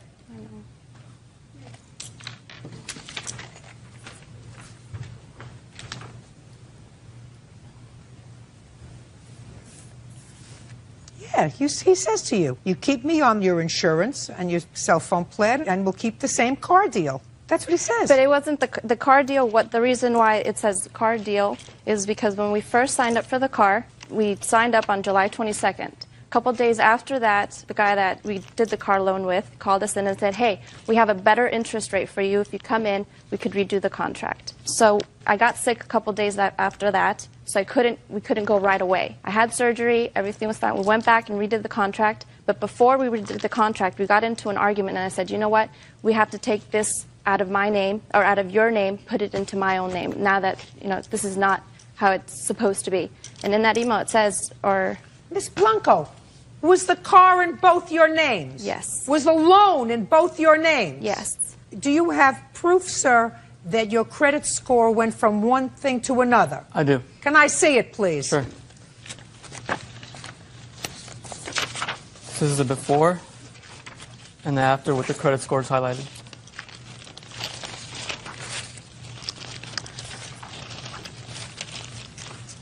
I have the proof of, or not proof, but when we first co-signed the car, they did a credit check on us, and I have the credit score that they gave us on his and Not mine. us, him. And mine. Both of ours. Just his. Oh, you want What his? was his? His was 776. Now it's 630. Now it's 630, based upon your 4 late payments. Now, was this a new car? Yes. You know, when you walk out of the showroom, the car is diminished by 20%? Yes. So he had to take over a car that was now worth 20% less because you ruined his credit, in addition to cutting off his cell phone and insurance. Forget that. So you don't get anything for that, Ms. Blanco? Nothing. This You should have not, kept it wasn't an agreement. I know that says in its agreement, but when we were signing it upstairs, I circled it and said it wasn't really an agreement. Whether it was or it was not, you cannot ruin the co-signatory's credit rating because you that. had a problem with your job. That's not his problem. He knew that, and we were trying. We Listen both to me. wanted to make payments on it, but they didn't take credit card. All And right. I Listen, tried Ms. my hardest Blanco, to get a stop second job. crying. Did you buy a new car? No, I have not. Why not? I'm saving up for it. Good. That's what you Because I should don't have want done. payments. That's what you should have done. And in that's the what we beginning. wanted to do, and I wanted to do, and I have proof that I tried my hardest to get my car to pass smog so that I didn't have to get a new car. Chucky was also there as when I was searching for a new car. I did not want payments whatsoever, and he convinced me to get a new car and get payments. You are a very strong young lady, and you don't seem to me like somebody who's shy. You got into difficulty. He had a right to take back the car. Not the way he did, though. Listen. I was not at saying work, he was- Your Honor. I'm not saying he was Prince Charming. He had I a know. right to take back the car. But I was at work, Your Honor, when he came, and I had lunch with my boss, and he just took the car. He did not warn me. After lying about having the spare key. I'm not the moral police, Miss Blanco. I'm here to decide a legal issue. The legal issue is, did he have the right to take the car? Absolutely. Did he have the right to sell the car? Absolutely. Does Which he he have the has right not. to keep the car and make the payments? Absolutely. That is his prerogative because you ruined his credit. You have no right to do that. You have to be a big grown-up girl and not say, because I lost my job, I had surgery, I had other things that happened to me, and I this and I have that. It's not my fault. He took the car the way I was having lunch with my boss. He didn't give me notice. You breached the contract to make the payments in a timely manner. May not have been of your own volition. It may have been because, I don't know, the sky was falling and henny penny and whatever other reason it was, but that can't impact on him. He's not your boyfriend anymore. He's not your boyfriend. He's not your father. He's not your brother. He has no moral obligation to you whatsoever. Now, you're driving the car, sir? No, it's currently garaged at my mother's house. Why? Because I have nowhere to put it at. I go to San Francisco State, and I have no Well, garage. who's going to drive the car? My mom's driving it right now. Oh, your mom's driving it. Good. So you have a nice car, right? Right. Good. So what are you complaining about? By the time I sell the car to my supervisor here, I will have lost $5,000. Well, you should have sold it to Hasuna. She doesn't have. She's going to apply for a loan. You should have sold it to Hasuna. That's not her problem. That's your problem. Okay. You took back the car. Car is in good running order. Yes. And now you're paying for it, and you're going to sell it to somebody else. To her. And right now your mother's driving it. Right. Very nice. Your counterclaim's dismissed. Okay. So is your claim. You're not entitled to any money back. That's all. Thank you. Thank you. Brandon Book says his mother, Mary Nixon, owes for a title loan on a car and for a loan to pay court fines. Please. Mr. Book, the defendant is your mother. Yes, ma'am. And your complaint alleges that she owes you some money. Yes, ma'am. One from a loan, the other from another loan that you took out against your car in order to buy your mother a car. Yes, ma'am. Car that she ultimately surrendered, owing money on it, and you're paying substantial amounts of money for the time that she, in fact, had the car. Yes, ma'am. Your mother says that while she acknowledges that you did some nice things for her, she said that all of that were gifts that you made to her, and she is counterclaiming. She alleges that you gave away some property that belonged to her deceased husband, who was not your father. Is that right? Yes, ma'am. And also a wedding ring that she wants back. Okay, so tell me about the first loan, sir. The first loan was for down payment for her car. She came to me on April 27th of 07, and she asked me if she could go get a car. I took her to a local dealership where her credit qualified her for a car. However, she didn't make enough money to support a car. So they asked me if I would sign for it. The agreement was that she made the payments, and I agreed to it, and so I co-signed for her. However, they needed a down payment. So they asked me if my truck was paid for, and I said yes, it was. So we went to a local financial institution, and they took out the title loan for $2,500. Plus a title loan?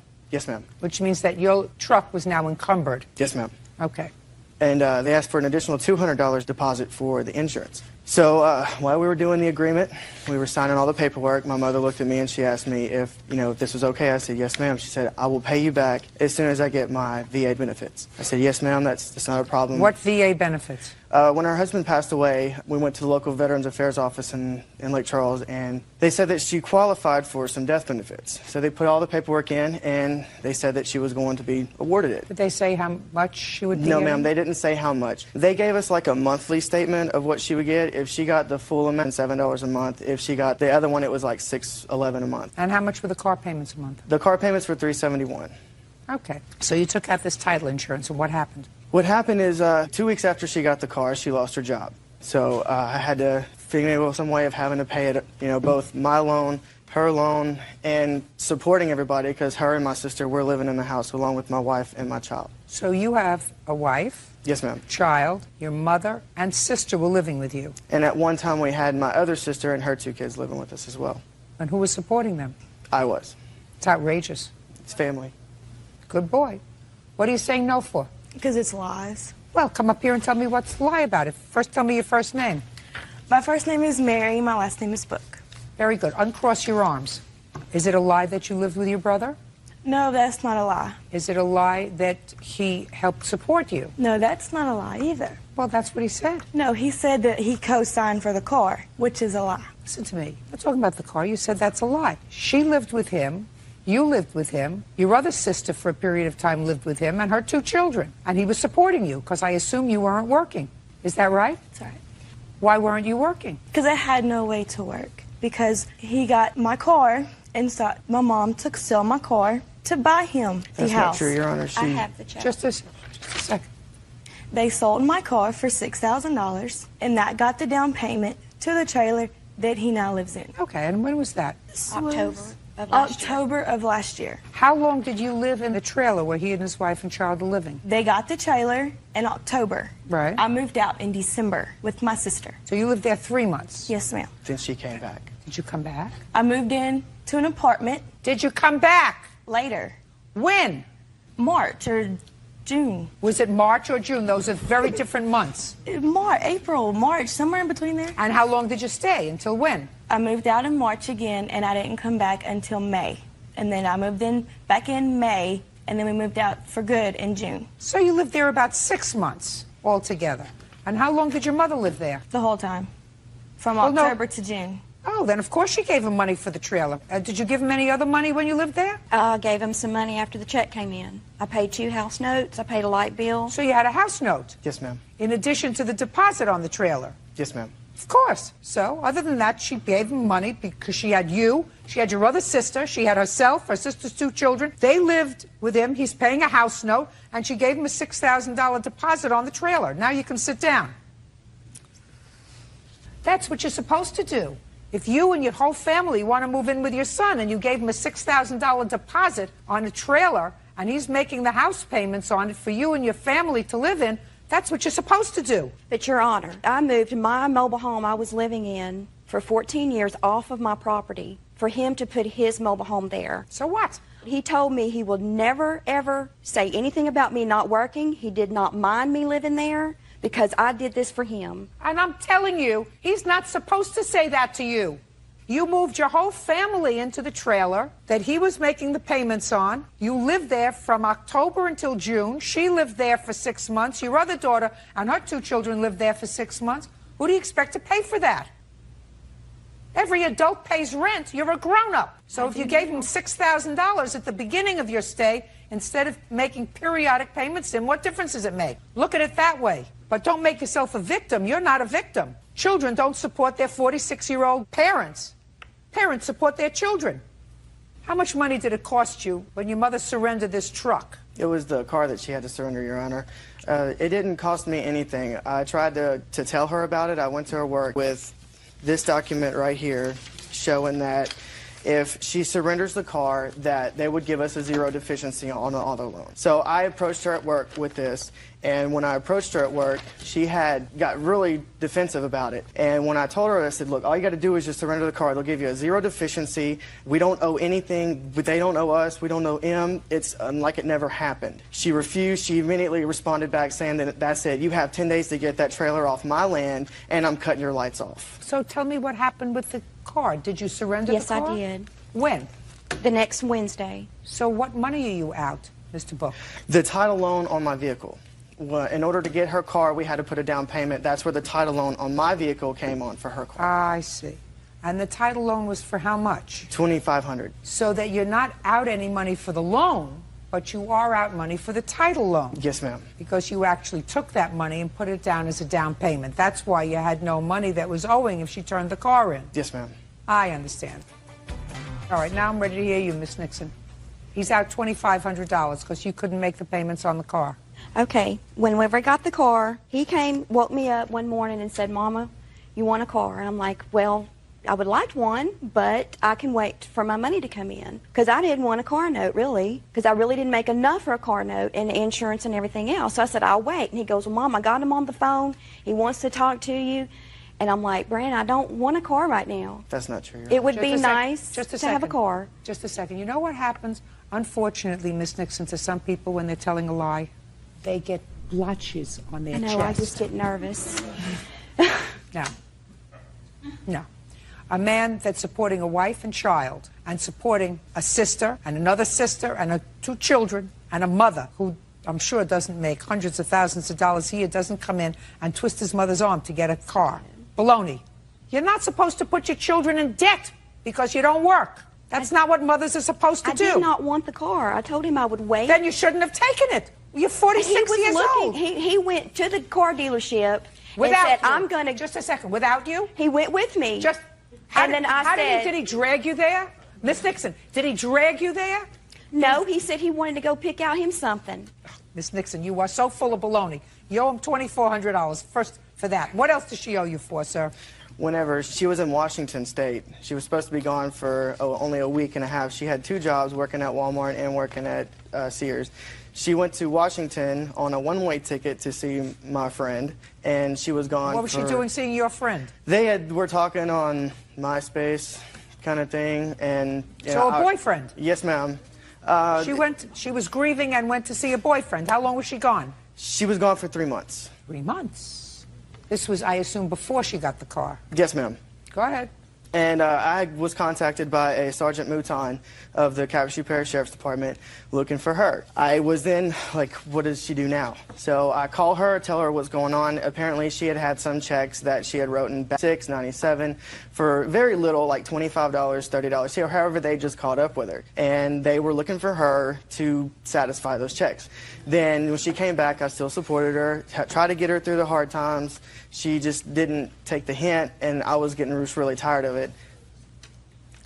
How much money did it take to clear the checks? $150. Did you tell your mother about it? Yes, ma'am. Who cleared the checks, you or your mother? I did. Where was she when you cleared the checks? Being arrested at the time. Is that right? Well, not exactly. Like, I'm, She's not a horrible mother. No. Did he pay $150 to From get selling you the cabinets that he sold out of my house. I was upset at him. He gave away everything. That's a lie, Your Honor. Everything in my house. He gave away my cabinets. Just a second. Give me the month and year he gave February. away. February of what year? Of this year. And when did you move out of the trailer? I moved out in July. You couldn't have been that upset. Well, no, I mean, I'm not going to disown my child. I'm not going to do that to him. You couldn't have been that upset. If he gave away the stuff in February, you didn't sue him. March, you didn't sue him. April, you didn't sue him. May, you didn't sue him. June, you didn't sue him. July, you didn't sue him. August, you didn't sue him. September, you didn't sue him. So if he gave away your stuff, he gave away your stuff. What's next? The ring. Whose ring is it? Mine. It's actually ours. No, it's mine. Well, how did his wife end up with the ring? I told her and him that I would let them use my ring as a token of because it was special to me. Just a minute, you told them that you would let them use their ring? Until he could buy one for her. And if they broke up and she moved out, that I was to get the ring. Yes, ma'am, I'm honored. Fine. But first of all, A, I don't believe you, because I think that that's a lot of baloney that you just told me. But B, even if what you told me was true, let's see what you just said. You said you are letting them use the ring until he can buy her a new one, which he can't. Or until they break up, which they have not. Or if she moves out, which she has not. She did in between this time. Oh, tell me when. She moved out. Just tell me when. She moved out during the summertime. Did you sue her then? No, I didn't. Goodbye, Miss Nixon. You got a problem. You owe your son $2,550. Judgment for the plaintiff. Your counterclaims dismissed. That's all. Parties are excused. You may step out. Dorothy Kavanaugh says her son's ex-girlfriend, Stephanie Klein, made false charges to Child Protective Services. Stephanie is countersuing, claiming Dorothy's actions caused her to be fired. Miss Kavanaugh, the defendant and your son were in a long-term relationship, although I don't see here that they were ever married. Is that true? Not married? No, we weren't. But you have 3 children together? Yes, we do. So how long did this relationship last? Lasted 16 years. Just curiosity, is there any reason why you chose not to marry? I don't really believe in marriage. I'm too afraid to get married. Divorce is too expensive. Your claim is that Miss Klein has some property that belongs to you. Yes, she does. In her home. Yes. After, of course, your son left. You want it back. And you also claim that Miss Klein made false charges to the Child Protective Services Agency about you, causing you severe distress. Miss Klein says she did not make those calls to Child Protective Services. She knows who did. Yeah. She says her girls did. My girls did, and also Cassie and Christy, who are her witnesses. And they did it at their house. And she said they found things that were troublesome to them. As far as the property is concerned, she says the property is hers. The property we're talking about is a pool table, is that right? No, it's a poker table. card table or coffee table. Okay. According to what you said, Ms. Kavanaugh, in your complaint, you gave this poker table, this table, to your son as a gift. I lent it to him. No, that's not what you said. You said you gave it to your son as a gift. You want me to read you what you wrote? No, that's fine. I know that you dispute that. I had given my son a custom-built poker table for his birthday. Correct. So let's deal with the poker table because that makes my life very easy. You have no interest whatsoever in the poker table. Okay. Got it? Once Yes. you give a gift, the gift is gone. And I don't see your son here. If he wants the poker table back, and if it's his, it's certainly not marital property because these people weren't married. So if he wants the poker table back, he can have it. But you can't because it doesn't belong to you. It would be like birds suing for the poker table. Do you understand? Yes. Okay. Let's get to the allegations of abuse and or neglect that were made to Child Protective Services. When did your son and the defendant separate? February, she threw him out. Were you working during the 16 years you lived together? Yes, I was. I was basically the only one working in the relationship. What were you doing? I managed 2 bowling centers. And who took care of the children? Anthony usually did, and Dorothy. What kind of work does Anthony do? He worked on cars on the side. No steady job? No. Why doesn't your son have a steady job? He did have a steady job. He worked at the garage. It was in his name. He did have a steady job. He had his own garage at 25. You mean for the 16 years that they lived together? Yes, ma'am. Did he file tax returns on that? No, he did not. Well, if he had his own business and if he was making money, then that's a very serious crime that he committed by not filing tax returns for 16 years. Here he's got his mother swearing under oath that he had his own business. He did on the Ms. side. Kavanaugh. He did on the side, yes. What do you mean on the side? On the side is something that you do when you have a full-time job elsewhere. True. Ms. Kavanaugh. True.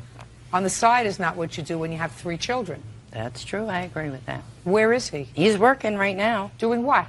He works for Twin City Transmission. What happened to his garage? It was closed down after Stephanie and him got into trouble and separated. Due to his alcohol and drug problem, he's on probation right now. And that's why he had to leave the home, because I did not want that around my kids. It took me a long time, but I was a victim of domestic violence until I got strong enough to do it on my own. Fine. Well, he's certainly not here supporting his mother. Or his children. What makes you think that the defendant called Child Protective Services? Because of the paperwork that I have and the statements that they made. I'd like to see it. Okay.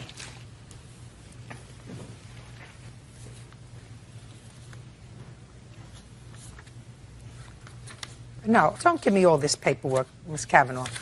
I want you to show me where in this that a call was made to this Child Protective Services by Miss Klein. Well, they don't do that. Well, so what I want you to tell me is you direct my attention to somewhere in this stack of papers to evidence that Miss Klein called Child Protective Services. Then it would have to come from my witness who told me that. Fine.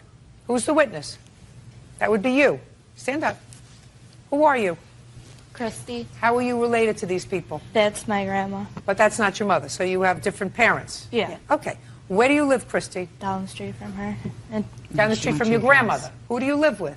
My mom. Now tell me what you know about Miss Klein calling Child Protective Services. Her oldest daughter did. Well, her oldest daughter is not her. Christy, listen to me very carefully. Do you know anything about Miss Klein calling Child Protective Services? No. Sit down. Do you have any other witnesses, Ms. Kavanaugh? I have Cassandra. Be very careful if you're going to stand up here. Do you understand me? Yes. Stand up. Do you have any evidence that Miss Klein called Child Protective Services? No, ma'am. That was being good and careful. Yes, Ms. Kavanaugh. Okay, there's also a countersuit from Stephanie that I called. I haven't gotten to the countersuit yet. Okay. Do you have any other evidence that Miss Klein called Child Protective Services about your care of your children or grandchildren? Other than the piece of paper here that states that they investigated both her and I, which is that's why I called them myself. My name, Stephanie, and all 3 children. So the answer is you have no, listen to me, so the answer is you have no evidence that it was Miss Klein who called Child Protective Services. No, I cannot prove it was So your case is dismissed in its entirety. The poker table doesn't belong to you, and you have no proof whatsoever that Miss Klein called Child Protective Services, so I don't even have to get into the fact that if she called them, whether what she said was true. Now I'll get to the counterclaim. Your counterclaim is that Ms. Kavanaugh called Child Protective Services with regard to you, your care of the children, and because of her harassment, you lost your job. I'd like to hear it. I can't prove that she called, but...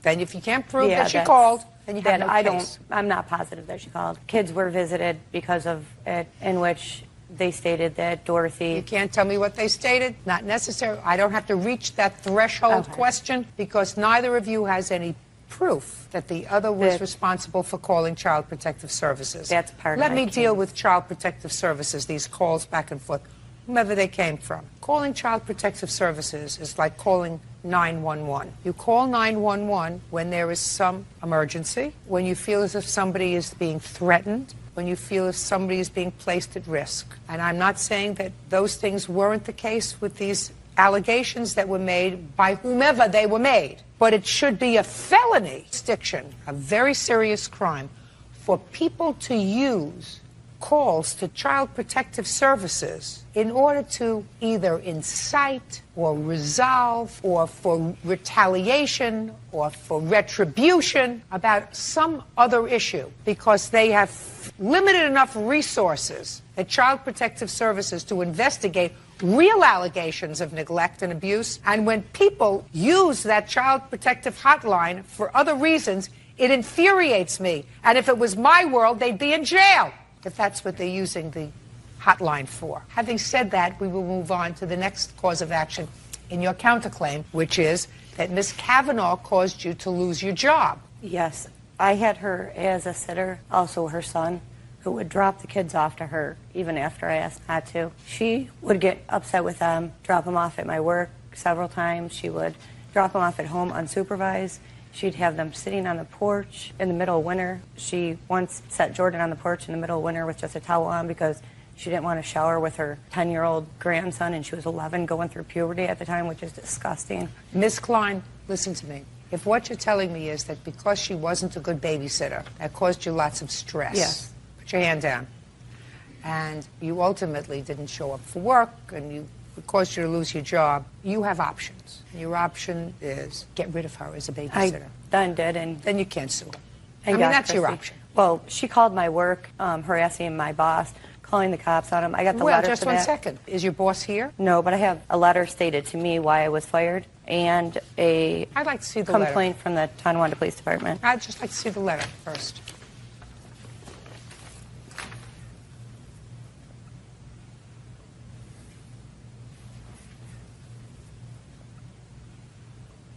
Okay.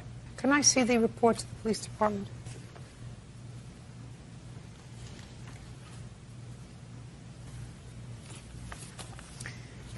Did you at any time have her son arrested for anything?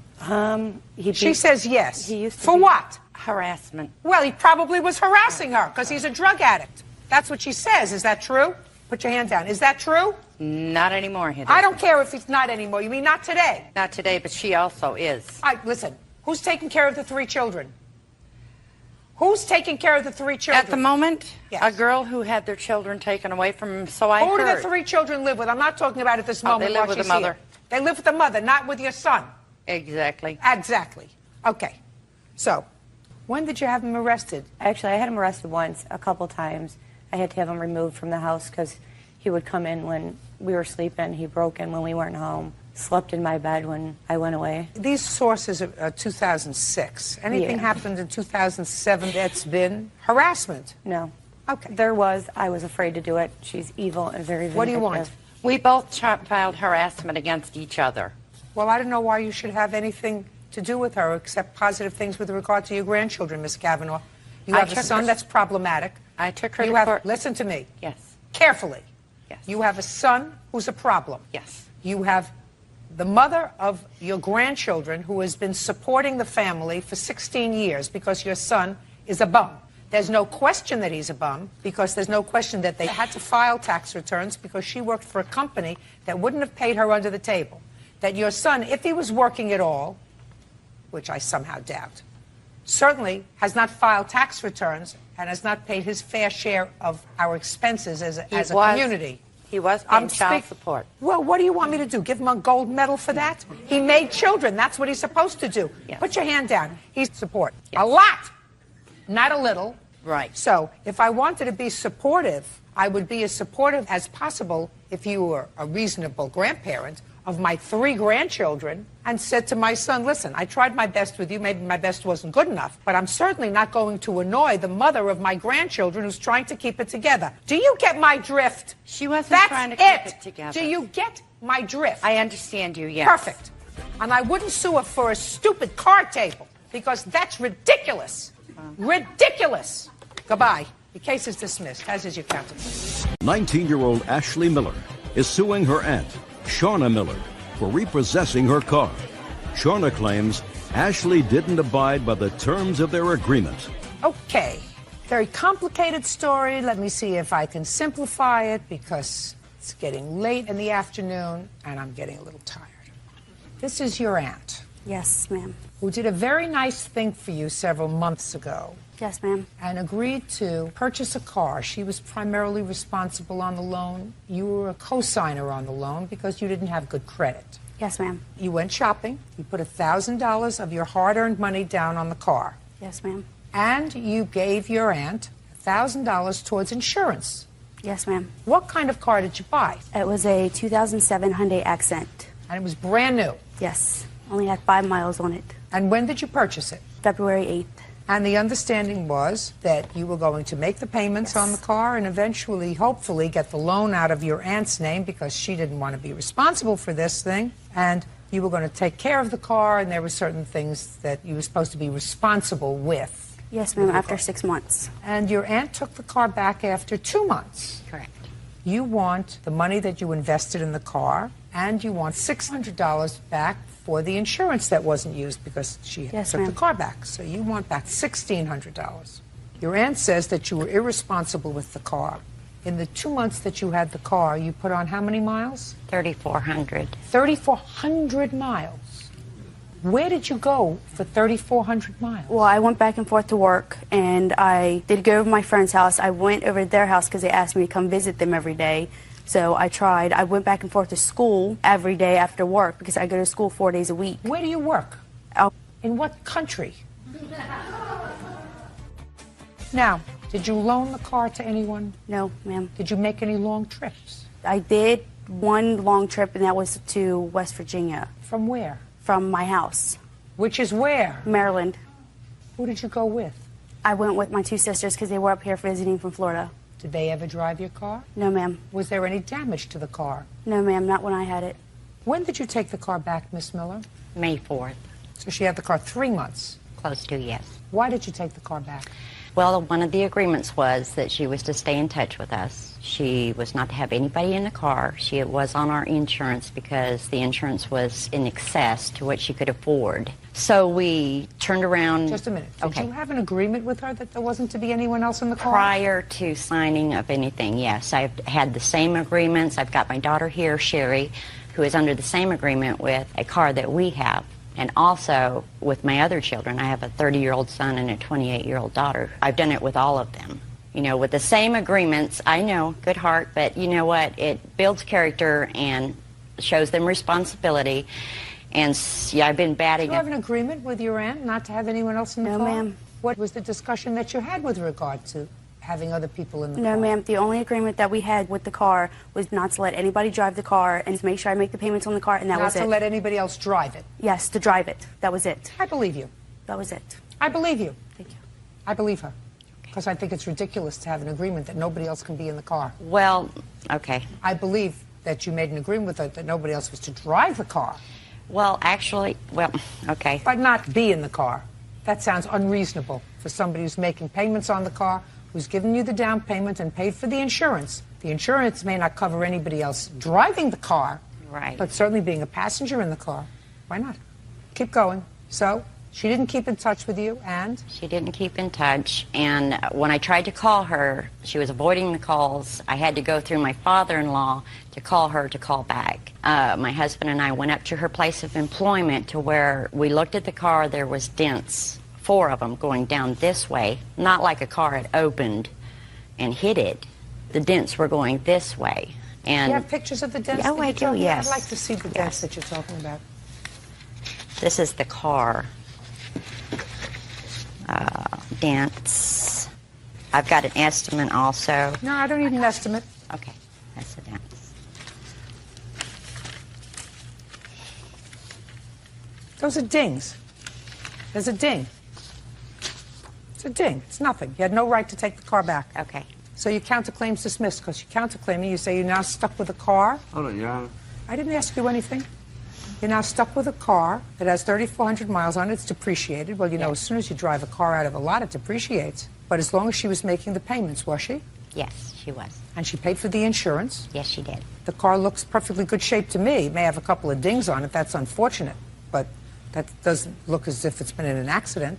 You had no mileage requirements. You have no basis to take the car back. Yes. We did have mileage requirements, and the reason why she No, wasn't you allowed to- didn't. Yes, we did. We made an agreement with her. Show me it written down someplace that you had a mileage agreement with her. It was to keep the value of the car up. Show me where you have an agreement with her we do that not you have a know. mileage It agreement. was a verbal agreement. Baloney. Just like the part with the Baloney. insurance. Baloney. Until she got it in her own name or her own insurance, she Baloney. You wasn't had no supposed to reason have to anybody take the in car. it. Don't speak to me anymore. You had no reason to take the car back. Unfortunately, Miss Miller, you did a very nice thing for your niece. I thought so. You probably had second thoughts about it, but you didn't have a basis to breach the agreement and take the car back, her money, or you give her the car back. What's your pleasure? Can I say something Sure. real quick? She assured me that no drinking, no partying, and everything else, and she was drinking and she was partying, but, you know. Well, show me proof that she was drinking in the car. Oh, I can't show you drinking proof. and driving. No. So? Okay. That's what you need. You need proof. Put your hand down. That's what you need. You need proof. Okay. Where's the car now? In my yard. You want your car back?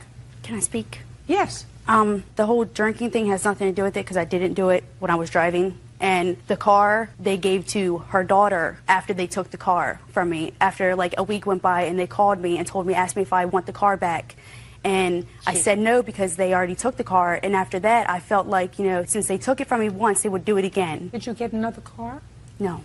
How many miles are on the car now? There's quite a bit.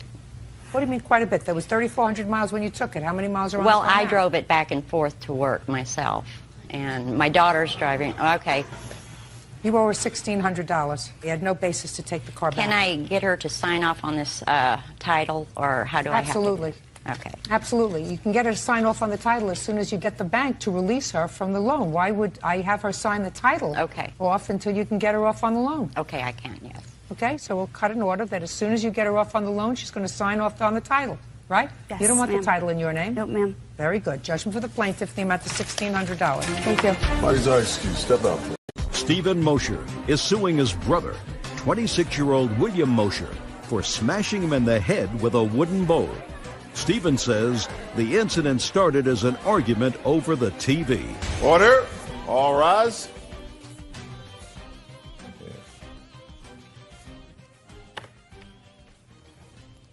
Your Honor, case number 231 on the calendar, the matter of Mosher versus Mosher. Thank you. You're welcome, Judge. Parties have been sworn in. You may be seated. Folks, have a seat, please.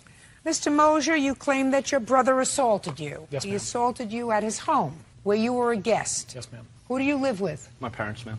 How old are you? 26. What's your first name? William. Who do you live with? My wife. And your first name is? Stephen. So it is your claim that William assaulted you. William says that there was a fight that you started. You just got the worst of the fight. Yes, ma'am. When did this argument take place, Stephen? This occurred on September 25th, about 8:45 p.m. My wife and I, Amanda, we had gone over to my parents' house to visit, have dinner. Everything was fine. There was no arguments. We had dinner. Everyone adjourned outside. We began watching a television show, my wife and I, at 8 o'clock. Where? In the kitchen, on a small 15-inch, 17-inch television. That was in the Okay. kitchen. About 45 minutes into the program, the defendant walked through the kitchen. Your brother? Yes. Walked through the kitchen into the living room and turned on the large television with surround sound. He turned it on very loud. I don't know what his problem was, but he turned it on very loud. I walked into the living room and I asked him very politely. I said, "Hey, man, could you please just turn down the television a little bit?" And at that time, he yelled at me profanities. I turned around. I didn't say anything to him. I came back into the kitchen. I sat down. I tried to hear my program that I'd been watching for 45 minutes already, and I could not hear it. I sat directly in front of the television set, turned it up. I still couldn't hear it. I walked all the way back into the living room, and I asked him again. I said, "Man, could you please just turn it down a little bit?" Politely. That I don't believe. 3 times. 3 Stephen, times, Your Honor. Stephen, first time maybe, second time I don't believe. Well, Your Honor, he had an anger problem. And I try not to upset Stephen, him. first time I believe you went inside and said, "Could you turn it down?" Second time I don't believe you went inside and very politely asked him to turn it down. So let's revise that. I tell you the truth, Your Honor. Okay, go ahead. I went in there, I asked him a second time. He said the So same after thing he again. cursed you the first time, listen to me, Yes. Stephen, after he cursed you the first time, you went inside and said politely to him again, "Hey, man, could you please turn it down?" I just want you to tell me, is that what you're selling to me? No, ma'am, that's Is what that happened. what you're selling to me? That's what happened. Go ahead. Keep going. I went back into the living room for the second time. I asked him again politely. He shouted profanities at me again. I walked back into the kitchen. I still couldn't hear. By this time, I'm getting a little frustrated. I walked outside of the home. I looked for my parents. I didn't see them. I came back inside. I'm still at the television. I still can't hear it. I walk back in there again. I actually tried to turn down the television myself. I look off the corner of my eye. I see the defendant running at me. And I kind of put my hands up. I'm like, what are you doing? What's going on? At that time, he struck me on the side of the face. I wrapped my arms around him and was struggling to hold him. He was trying to hit me. We fell down to the floor. He was still trying to strike me. At that time, I had my head down, trying to protect myself, holding him down. He did come free. We stood back up. I was still trying to hold on to him. I was holding on to his shirt. His shirt started to come off. I stepped back. He pulled his shirt off the rest of the way, and he came at me again. I grabbed him again, put my arms around him again. I did not one time hit him. I backed him up all the way to the fireplace area, which is probably about 8 feet away. I let go of him. I stepped back to where we originally were. He grabbed a large wooden bowl, ran at me like this. When he got closer to me, I tried to duck because I thought he was going to throw it at me. He hit me in the back of the head. I fell to the floor. I blacked out for a split second. And she came into the room, and she was yelling at him to stop. Finally, I got up. I was dizzy. I reached back to the back of my head. My head was busted open. I was bleeding. I had blood all over my hands. And you had stitches? I went to the hospital. They put stitches in. Okay. All right, Mr. Mosier, let me hear your version of the events. When I was watching TV, actually, I didn't have it up that loud. It is loud because it's a surround sound system. You can't... What were you watching, William? I don't even know. It doesn't matter. I mean, it was just TV. It matters to me. What kind of answer is that? It doesn't matter. It was just regular TV programming. I mean, it wasn't nothing special. I was just watching TV. Every time he comes over... Just a second. Don't tell me every time. On the 25th of September, you saw that your brother and his wife were watching television in the kitchen. Yes, ma'am. You went into the living room to watch something that was sort of irrelevant to you because you would have remembered it, considering the fact that you were arrested that night or at some point. There was a lot of other things going on. I really don't remember with everything going on. I would have remembered what it was that was so important. So your brother came in, and the first time he asked you to turn it down. He never said please. He came in and he said, turn this down, I'm watching TV, is what he said. So of course he's not going to get a good response out of me. I just turned it up. He turned up his TV. Just a second.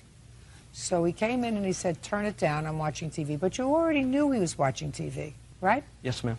Usually there isn't this problem. If he would have came at me and asked me nicely, I would have turned it down right away. But every time he comes over, it's like he's trying to be the boss of me. And I just gotten sick of it. I mean, it's every time. And so he came in the first time, said turn it down, so instead you turned it up. He's just a second. And then what happened the second time? The second time he came in and he started yelling at me.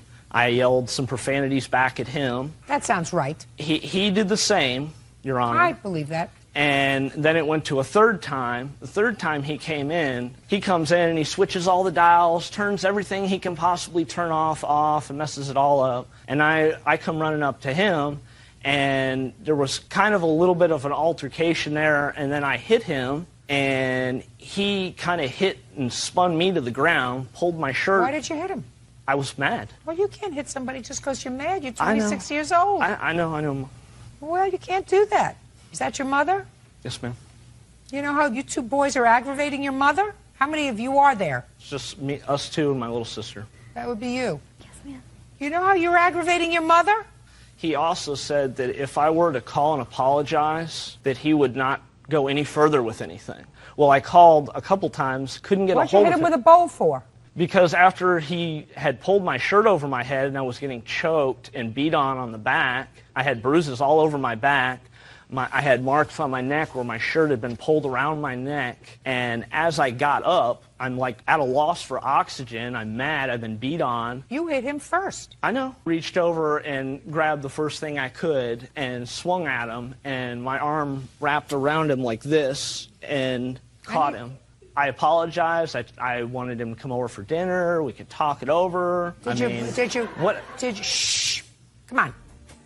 Now, did you say, I want to pay your hospital bill, I want to pay your medical bills? Well, I would have. I mean, if he'd actually talked to me, I haven't even been able to talk to him. I've called, I've left messages to come eat dinner and do things, try to talk it over as a family. Well, I think you should probably do that, if for nobody else's sake, but for your mother's sake. Do you see your mother? Very rarely. Our relationship has very much been her. It's been very stressful on the entire family.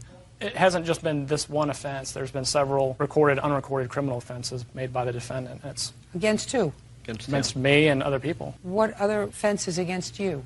Well, I haven't lived with my parents for probably 8 to 10 years. At that time, that brief time that I did live there, for some reason the defendant had a taser. I was actually tasered one time. Oh, you boys got to stop fighting. It was either that or go to a big fight. How old are you? I'm 30 years old, ma'am. You got to stop fighting. There comes a time you got to stop beating up on each other. I'm not interested in fighting. I've never been. Good. I've never What are your been that medical type of bills, person. sir? Just give me the bills that you have to pay out of pocket. I have a medical bill for $377.27, $100, and $25. I have suffered a lot professionally and personally. Why, how from the attack. professionally? Well, my head was busted open. I had 2 staples in the back of my head. I believe you. I had a huge mark on my face for about a month. I had really bad headaches in the back of my head. I've never had headaches before in my life. What kind of work do you do, William? I work for a pool company. Doing what? Cleaning pools. Okay. Well, I understand that he feels very, very angry, and the truth of the matter is that you were wrong. You were wrong on all counts. A, you were wrong because your brother and his wife were guests in your home. So, if you know that they're watching television in the kitchen, which you in fact knew, and you have a much larger setup in the living room, if you wanted to be a nice person to the guests in your home, you say, listen, there's nothing particularly important that I'm watching. Why don't you guys go inside in the living room and watch the program in surround sound? You chose not to do that. You chose to act like a baby. You went into the room, you turned on the television, the surround sound. He came inside, and I absolutely do not believe his story that he came in and asked you very politely to turn it down. That's not what a 30-year-old brother does. He comes in and says, turn it down, I'm watching TV, especially when he's got his wife in the kitchen egging him on a little bit. Would that be a fair statement, Miss Mosier? You don't know. I was loading the RV. You don't know. But then, when he comes inside and he says to you, please turn it down, you acted like a bigger baby and you turned it up. Well, if he would have asked respectfully... I don't... Listen, if I were 5'7", I probably would have been on the cover of Vogue. But I'm not. So if he would have said to you, would you please turn it down? Yes, you would have turned it down. If you said, would you please turn it down, you wouldn't have hit him on the head with a bowl. You wouldn't have punched him in the face. Stop being a baby. Your mother may baby you. I'm not going to baby you. You did the wrong thing. And for that, you have to pay. Now, your brother could be, you know, a big brother and say, listen, it was a horrible thing, but I don't want it to interfere with my relationship with my mother anymore or with my sister anymore. I want it just to get over it, get over it. He chooses not to do that. He chooses to let it fester, which is not a smart thing to do because it doesn't make anybody in your family feel better. And I'm not so concerned about him. I'm more concerned about your mother. In any event, I'm awarding you $1,000 for all this pain and suffering and other stuff that you have, and $502 for your medical bills. And that's it, Mr. Mosier, because I also think that you didn't handle it well. Because you could have taken your wife and left, instead of letting it escalate by going inside and touching property that wasn't yours, which you did. I did ask politely. I don't care whether you ask politely or not. If you ask politely and somebody says no, and if you don't like the game, go home to your own house and watch the program. You don't go into his room where he's watching television and it's his home and touch his property. You could have dealt with it. Sure. Which is why, sir, you're not getting the $5,000 that you're asking for. You are being compensated marginally. Your medical bills and $1,000 for your pain and suffering. Period. End of discussion. Do we understand each other? Yes, Goodbye. Parties are excused. Let's step out. Diane Dennis is suing her daughter, Christy Dennis, for fraudulently using her home as collateral on a bail bond. Christy claims she paid her back. Mr. Dennis, this is your daughter. Yes. According to your complaint, your daughter has had a difficult adulthood. She has some children that you are caring for because she had a drug problem for a while and was unable to care for the children. And I assume that you're doing okay now. Yes. You look fine. Thank you. Sometime during that period of time, she gave you the home that she had, and you and the children live in that home. Yes. You subsequently found out that she had used that home while it was still in her name as collateral for bail for her boyfriend. Right. The boyfriend skipped out. The bail was up to several $1,000s. There was a lien on the house for that amount of money, and you want her to pay you back for that. That's correct. Is there a mortgage on the house? Yeah. And how much did you pay for it? $115,000. When did you buy it? It would be like 96 or 97. 99. Oh, 99. What's the house now worth? $150,000. So it is appreciated in value. Yes. And when did she give it to you? In September of '03. And are you paying the mortgage on the house now? Yes, I am. Did you put any money down on the house? No, I didn't. So the house is now worth approximately $35,000 more than when you purchased it. and you put in zero money. Well, I put some upgrades in the home, but I didn't. That has put any. nothing to do with, you put in zero money. That's right. To purchase it. Right. And between 1999 and 2003, you paid the mortgage? Yeah. You did not pay the mortgage. Well, I did. It went into foreclosure 3 times during that time. It was because of non-payment. So the first time it was $1,800. That was in 01. She came to me and said, I'm in big trouble. Okay, that was $1,800. And okay, then? a year later, in $1,200, and I paid that. And then I moved in with her. She was having trouble paying her bills and everything. And in 2003, it went into foreclosure for the 3rd time for non-payment. But you were living with her at the time? Yes, and I was giving her my half of the house payment to pay, but she was not paying the house payment. So then we owed $2,425. And I said, well, if you want me to pay it this time, it's no longer your house. And that was in September of 2003? Yes. And when did you actually turn the house over to your mother? September of 2003. And when did you use the house as collateral for bail for your boyfriend? In June of 2004. Well, how could you use the house as collateral? Well, it was still in my name. Well, how could it be in your name if you turned it over to your mother? When did she you kept actually... it in my name. Oh, she can't do that. No, Why did what you we keep did it in is there? we did a quit claim deed and we notarized it and everything, but I did not record it at the county recorder's office. Why not? Because I was not anxious to take her house, and she said that she was going to pay me back. And so I put on the letter of explanation on the quit claim deed, I gave her a little bit of time to do that and said if she did it by a certain date. Miss Dennis. She never did it. Diane Dennis says her daughter, Christy Dennis, owes for a bail lien on her home. Ms. Dennis, if you had recorded the deed, which you, I assume, ultimately did. Yes, I did. Then she couldn't have used the house as collateral. That's right. That was my mistake, definitely. It was your mistake.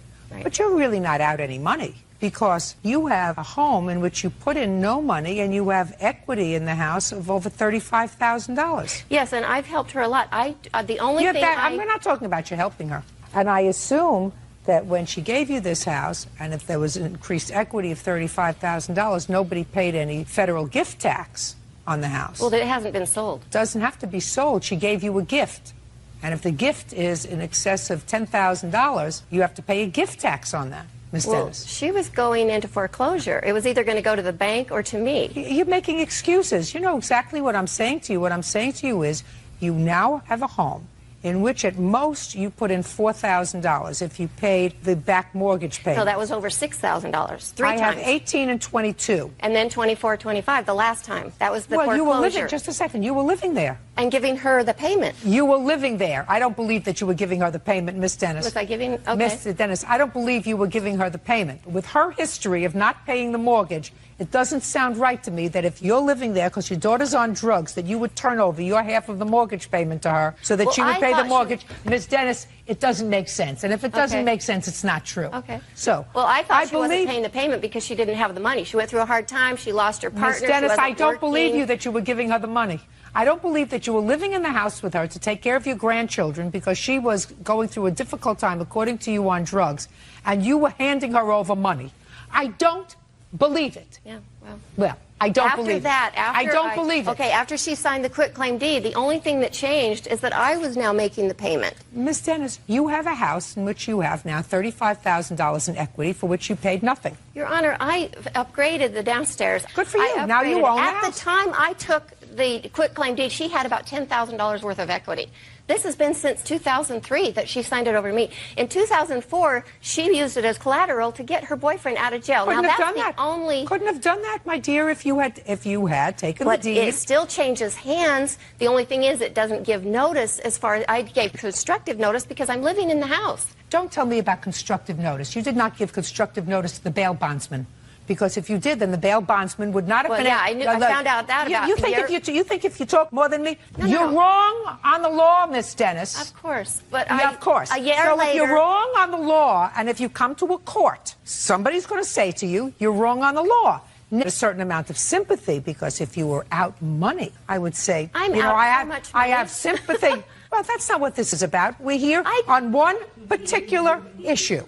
And the one issue that we're here to address is whether or not you are entitled to the money that you had to repay to take a lien off your house. Right. And I'm saying to you that it wasn't your house. Okay. Unless you record it, because that's what the law requires, that you record a deed so that the rest of the world knows that this is your property. The law does not require that with regard to personal property, the locket around your neck, the shirt that you're wearing, but the law requires that with regard to land. Right. You chose, for whatever reason, not to do that. She was absolutely entitled, therefore, during that period of time to use her house as collateral. Now, if you're looking for a sympathy factor, there is none, because according to you, the equity that she had built up until 2003 was $10,000. Now the equity is $35,000. So sympathetically, it's here.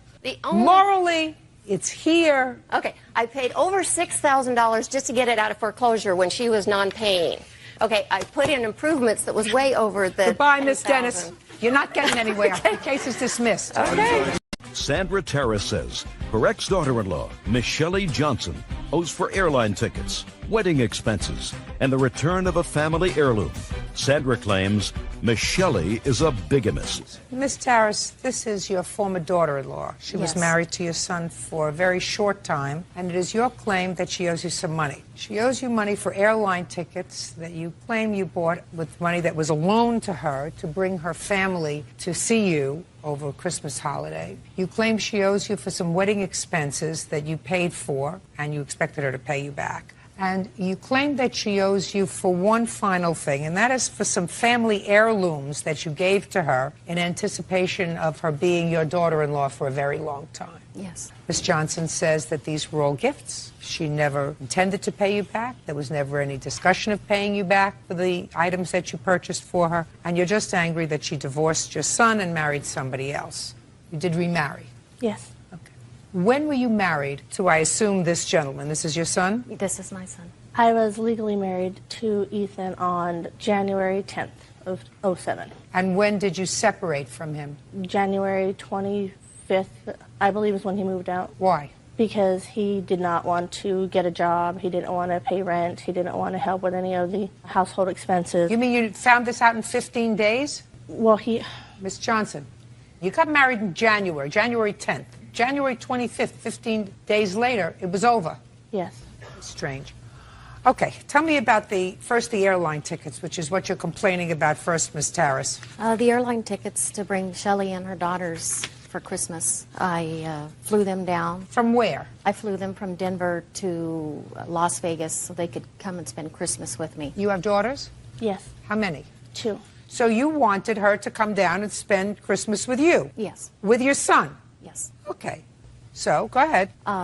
Shelley had no money for airline tickets, and I was asked if I would purchase them, and I would be paid back. Who told you that you were going to be paid back? Shelley. No, she didn't. That sounds ridiculous, Miss Terrace. You never told you were going to pay her back for the airline tickets? No, that was an agreement with her son. Of course not. You wanted your son to come to your house for Christmas. So you said, I'll send you airline tickets. You don't have to be a genius to figure that out, Miss Terrace. Right? Of course. I have children. If I want my children to come and spend Thanksgiving or Christmas with me, and they don't have money, I say, I'll send you the tickets.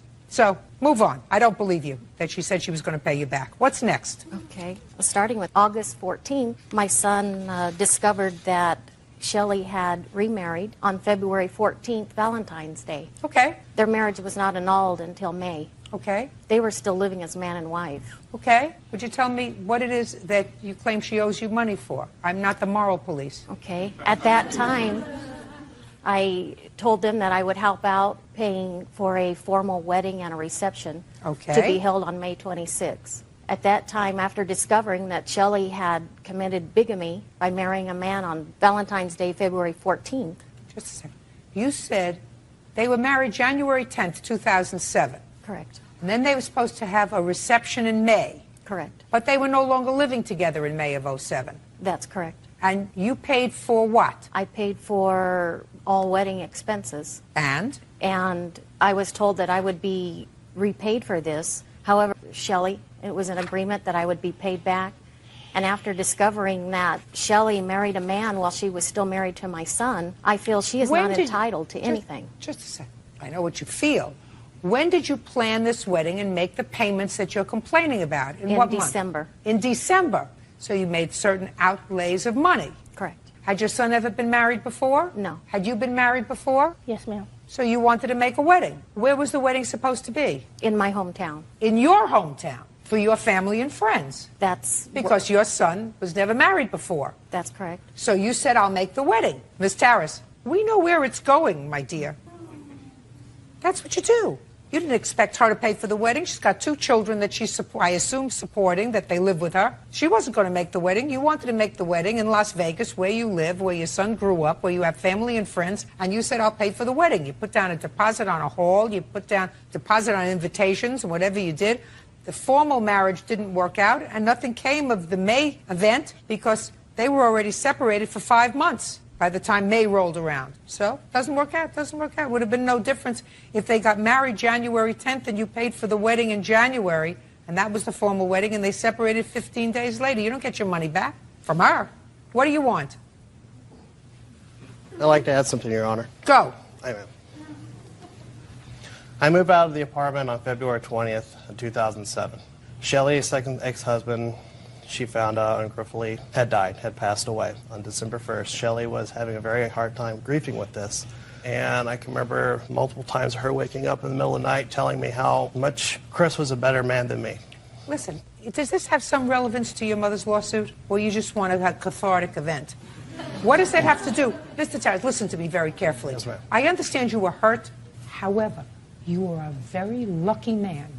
Very lucky. Because you were about to take on a responsibility of a woman who's a little nutty. There's no question she's a nut. Because she had 2 girls, and she gave up what appears to be a perfectly reasonable guy with a perfectly reasonable family, and married somebody, according to you, who's in prison. Yes, ma'am. Well, that's nutty. So, finding that out now, before you do something stupid like make a baby with her so that you're tied to her forever, you should go like this and say, thank you very much. If it only cost me a few $1,000s to get rid of this nut, it's a bargain. It's the bargain of the century. Do you understand, Mr. Tarras? Yes, ma'am. Your mother should understand that, too. Now, I understand you were hurt. You'll find somebody else, uncomplicated, and do yourself a favor. How old are you? 25, ma'am. 25. Pick somebody without baggage. Yes, ma'am. Okay? Yes, ma'am. Now sit. I am, ma'am. What's next? Your Honor, due to her committing bigamy. It's over. She never promised to pay you for the wedding. Move on. Well, she did No, she did not. Okay. No, that's a fib. I don't like fibbers. I have 5 children. I've made more than 5 weddings because we had a couple of doubles in there. I know what it's like. None of my children ever paid me back for weddings. Do you understand? Even when the marriage didn't work out. Get over it, Miss Tarras. Now move on. Okay. Well, just the bigamy charges. She marries another man while they're still married. That concerns me. It may concern you, madam. I am not a criminal court judge. You want to notify the district attorney that she committed bigamy? Go with good luck and go with my blessing. Get on to what I'm here about. The last part of your lawsuit, which is items that you claim you gave her, family heirlooms that you want back. Yes, my mother makes hand-sewn quilts for all the new granddaughters that are marrying her grandsons. My family is requesting that returned due to obviously not having any interest in them since she married a man a month after marrying my son. Well, you're not entitled to that, Miss Tarras, unless Miss Johnson wants to give it back to you. Do you have that quilt? Yes, ma'am, I do. Would you like to give it back to Miss Tarras? She would like it back. I can send it back to her grandmother. Fine. Perfect. What else? The diamond necklace that I would like returned. No, you don't get that back. Okay. I bought that as a daughter-in-law, but... Good. She was your daughter-in-law for about 15 days. Keep going. Yeah, exactly. Keep going. The expenses for the wedding. I already told you. She owes you absolutely nothing. She's being gracious in returning a quilt that you say was made by a family member that you want back in the family. And that's only her being gracious to return that to you. So you're not entitled to anything else, Ms. Tarras. I'll prepare an order with regard to the quilt. Thank you very much. That's all. Gazina Jacobs is suing her former tenants, Benjamin Nelson and his girlfriend Vanessa Enghorn, for rent, utility bills, and for severely damaging her rental property. Ms. Jacobs, you rented a unit that you had, apartment, Yes. to the defendants. They were referred to you by a neighbor. According to your complaint, You had to evict them. They owed you rent. You want your rent. You want the damage that they did to your apartment, which you say was substantial. Mr. Nelson and Miss Eichhorn say you owe them money. You kept their security deposit. They did not cause any damage to the unit. They were current in their rent until you shut off their electricity and their power, and they have a counterclaim. What kind of work do you do, Mr. Nelson? I'm a handyman, mechanic, painter. I do a lot of things. Do you work for anybody or you work for yourself? I work for myself. And what do you do? I'm a hostess. It's just the two of you in the Yes. unit? And how much was the rent? $9.60 a month, plus electric and gas. Which you were supposed to pay for yourself. Yes. When did you move in? I believe it was September of '06. When did they move in? They moved in at the end of January of '07, and the lease agreement started 1st of February of '07. I don't think that's right. We Can I lived see there the longer lease, than that. please? I have the lease agreement.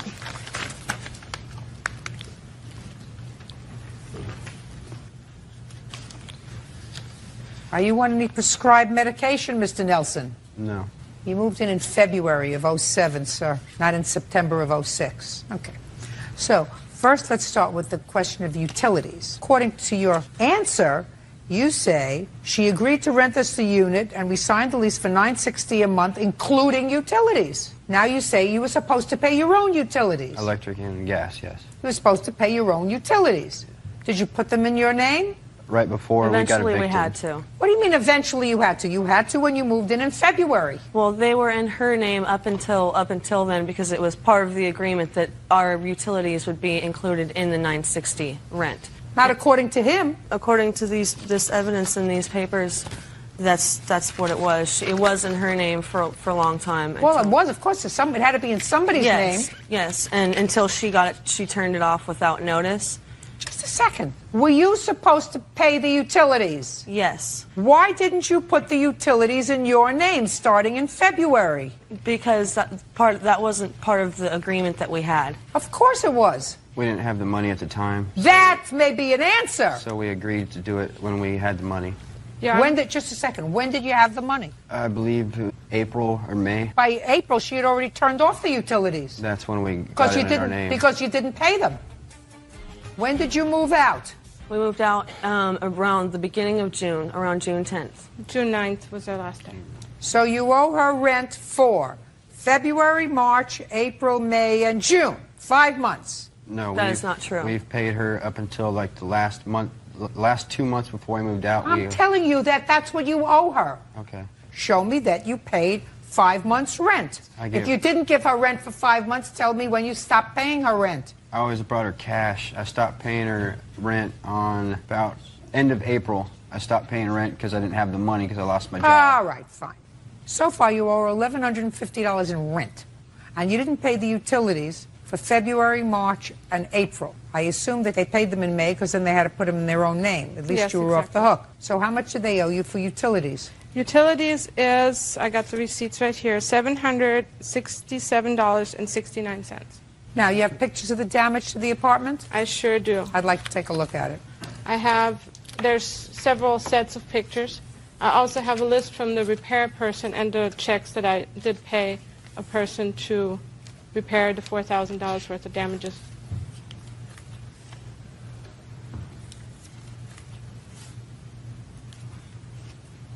How did these holes get in the wall? That was a prior roommate. Whose roommate? Ours. A bad selection of a roommate. Well, you owe her for this damage. Yes, I believe we do. We're responsible because You are. it's It's your my roommate. Go find your roommate. I'm putting in a small claim right now. Go ahead. That master bedroom, I know it was their bedroom, and right below those holes was their mattress. So, yeah, you can see her head there, Your right Honor, where he... that is untrue. She's made a lot of allegations about us, about him doing bad things to hurt me, a lot of why those holes are in our walls. Is When from was the him last time beating the me. police were called to any residence where you have ever lived for domestic violence? Never. Just this once. If she'd called. Just a second. When in any of your residences were the police called on a complaint of domestic violence? None that we know of. She just said once. Well, No, I we said- believe that's what she called about. Yeah, Because they showed up, but nothing was ever done about it because of nothing was wrong. They showed up at the residence because they were looking for him. Because This apartment is a pigsty.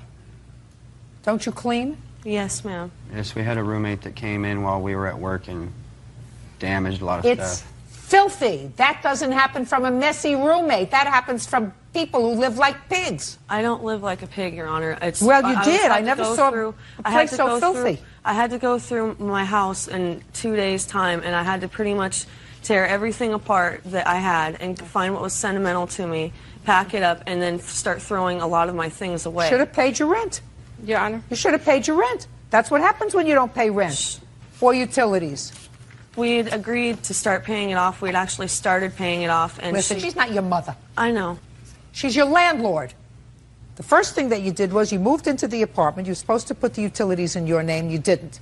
Then you have a counterclaim that she had no right to turn off the utilities because she got tired of paying $767 for your utilities. Well, then you had no choice, but you put them in your name. At least she's off the hook. I don't know whether you stiffed the utility company or not. I assume you did.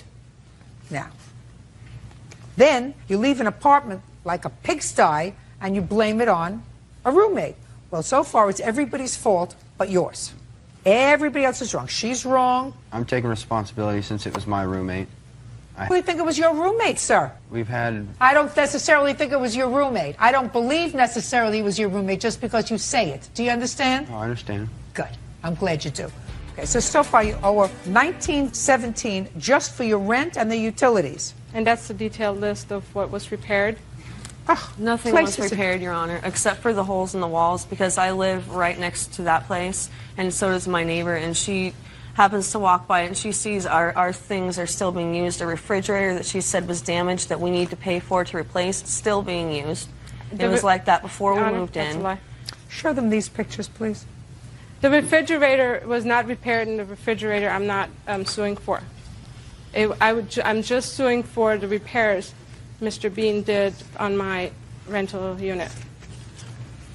Your Honor, I was going through all these items. That's why it looks like a pigsty like this. Hey, just take a look at the toilet. The toilet isn't going through the items. That toilet hasn't been cleaned, it looks like, in 6 months. You owe $5,000 for your cleanup, for your rent, and for your utilities. Now, give me 30 seconds or less on your counterclaim. Let's go! We don't believe we owe her because nothing was fixed before we even moved in. Forget it. Next. All of our stuff that was in the house, she told us we would have 2 days, and we had Why nowhere to didn't go. you get your stuff out? We stayed up all night trying to get our stuff out. We had but 2 we had a days house time full of to do stuff, it. so we got out what we Did you could. pay rent in June?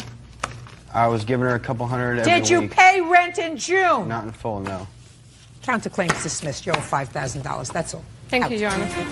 Roselle Ricotta says ex-boyfriend Jim Leach owes for a loan to buy a car. Ms. Ricotta, it is your claim that you gave Mr. Leach $4,500 so that he could go out and scout around for her birthday. Yes. Mr. Leach acknowledges that you gave him $4,500, but he says it was the return of a loan. This was your boyfriend for a period of time? For 3 years. So, Mr. Leach, I'm going to start with you, sir. When did you make Ms. Ricotta a loan? The exact date was July of 2006. And what was the loan for, sir? Unforeseen expenses, household expenses, and also she had a very tight budget in terms of purchasing this car. So I was helping out with that. Purchasing which car? The car she was looking for her daughter for. Tell me how these loans came about, Mr. Leach. What do you mean, sir? Am I saying something confusing to you? Is English your primary language? Yes, it is. Actually, I just had to think for a moment because... Because you didn't expect me to start with you. That's why you had to think for a moment, because you didn't expect me to start with you. Mm-hmm. Well, your defense is that the money she gave you was a return of a loan. So, tell me about the loan. Okay. She was telling me she was struggling in terms of meeting expenses, household expenses, and also at the same time in terms of what she was trying to do in purchasing this car. It was a lot of expenses that came up, so it was very difficult for her in order to meet those expenses. How did you come up with a figure, Mr. Leach? I'm sorry, excuse me? Yeah. How did she come up? How did you come up with a figure about how much money you were going to loan her? Because it was about how much it would cost to buy a car. I figured how much, from what I knew about, though it was going to be very difficult to find a car for that amount of money, but, we're going to try to see. So you gave her the money to buy this car that she wanted to buy for her daughter. Is that what you're telling me? Yes, correct. That's not what you say in your answer, but let's say you sort of forgot what you wrote in your answer. So you lent her the money to buy this car, and you were supposed to look for the car because that's your sort of strong suit because you buy cars at auctions. I have a friend who owns a dealership, and I thought that we could help her find a car through him. So then why would you give her the money to give the money back to you? It was her car. She would have to write the check for the car. She'd be Not purchasing necessarily, sir. You could have written the check out of your account. How did you know it was going to be $4,000? I didn't. I just it was an estimate how much it was going to cost. Show me the proof. Okay, Show me the proof. I'm dying to see your proof.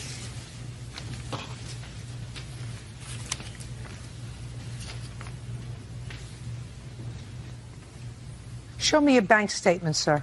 I don't have a bank statement with me. I have a canceled check showing the amount of money withdrawn. Where's your bank statement showing that this money came out of your account? I don't. It's a copy of the canceled check, the front and the back. Show me the bank statement. You were supposed to bring bank statements, sir. Sorry, I don't have a bank statement with me. That's too bad. You have a bank statement to show me? Yes. Give that back to him, please. Thank you very much. This transaction, which she's speaking of, in May of 2006, because he does have an auction, and I'm a single mother, and he knew I was struggling. He did not want me to take a part-time job, so he offered to help me with my finances, that we go in on a car together at auction, and we did. I put $4,000 in, he put $2,000. He did all the legwork, he went to auction, he sold the car, and for me loaning him the money, I made a $200 profit, which was good for me, worked for him, and I do have all the statements for that transaction. The canceled checks he's showing you is the payment of the $4,000 I originally gave him in May. So that was a totally separate transaction. And I do have bank statements showing it came out of my account. Show me the money that you gave him. Okay. I'm talking about the money for your daughter's car. Oh, okay. As far as I'm concerned, Mr. Leach has been totally unsuccessful in persuading me that he made a loan to you. Okay, that's what you have right there is for the transaction in October. And you can see there's a cancel money order that went into his bank account that did my bank. Mm-hmm. That was in October. Correct. Does this look familiar to you, sir? This is a bank statement. I know what a bank statement looks like. Let me ask you, can I ask you a question? Can you ask me a question? Yes, can I? I don't know answers. All I know is proof. I know what proof is. Okay. Proof a canceled check money... is not enough evidence to support. Sir, anybody can prepare a copy of a canceled check. Okay, what about the checks I wrote to her with... Show me the checks. You have a copies of, with her name, with her endorsement. These are copies, sir. I'm looking for a bank statement showing me that money actually came out of an account. Can you ask her if she... No. Oh, okay. I think you're a hustler. She gave you this for $4,500? Money went into your account, $4,500. What did you do with Before that money came out of my account, and I think she will admit that, that I wrote those checks to her. She endorsed it. Yeah, she just explained to me that there was some sort of an arrangement with a second car. Did you buy another car at auction? Yeah, there's another and I have, and she's made that claim before, and I actually have evidence to support otherwise that that's not true what she's telling you. Well, show me. Okay.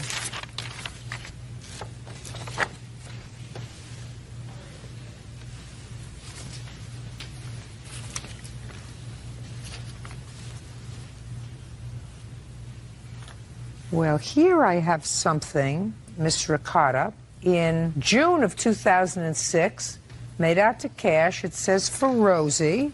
Who endorsed this? I did. It's written on this. So you cashed it, you endorsed it, and you wrote on for Rosie. No, I wrote on Rosie, and then I endorsed it afterward. And what did you do with the money? I gave the money to her.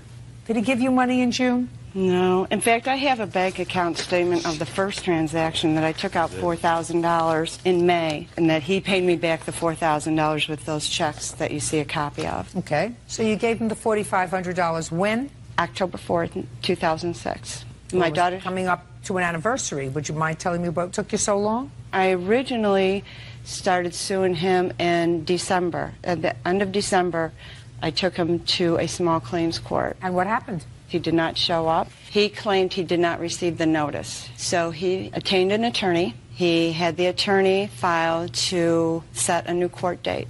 So that was successful, and that's what led us to here. Ms. Ricotta, I'm satisfied that you gave him $4,500. I am now also satisfied that you vigorously pursued the return of your $4,500 2 months after you gave him the $4,500. I mean, I don't understand why he took your money and didn't purchase this car. Is there any reason? Did you break up with him shortly afterwards? Yes, he felt the day that he came to my house, which was December 1st, 2 days before my daughter's birthday, because I did want it for my daughter's 16th birthday. And even though we had broken up earlier in August, we still remained friendly and we'd see each other now and then. I felt that he felt we were still going to stay together. And December 1st, he was at your house, and? December 1st, he came to my house. I said, since you don't have the car in time for my daughter's birthday, I would like the money back. And I asked him if he still had the money.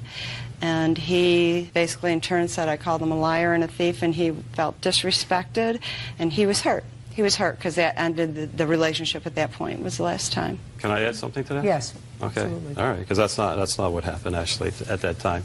That night in question, actually, she accused me of stealing money, which I had not done.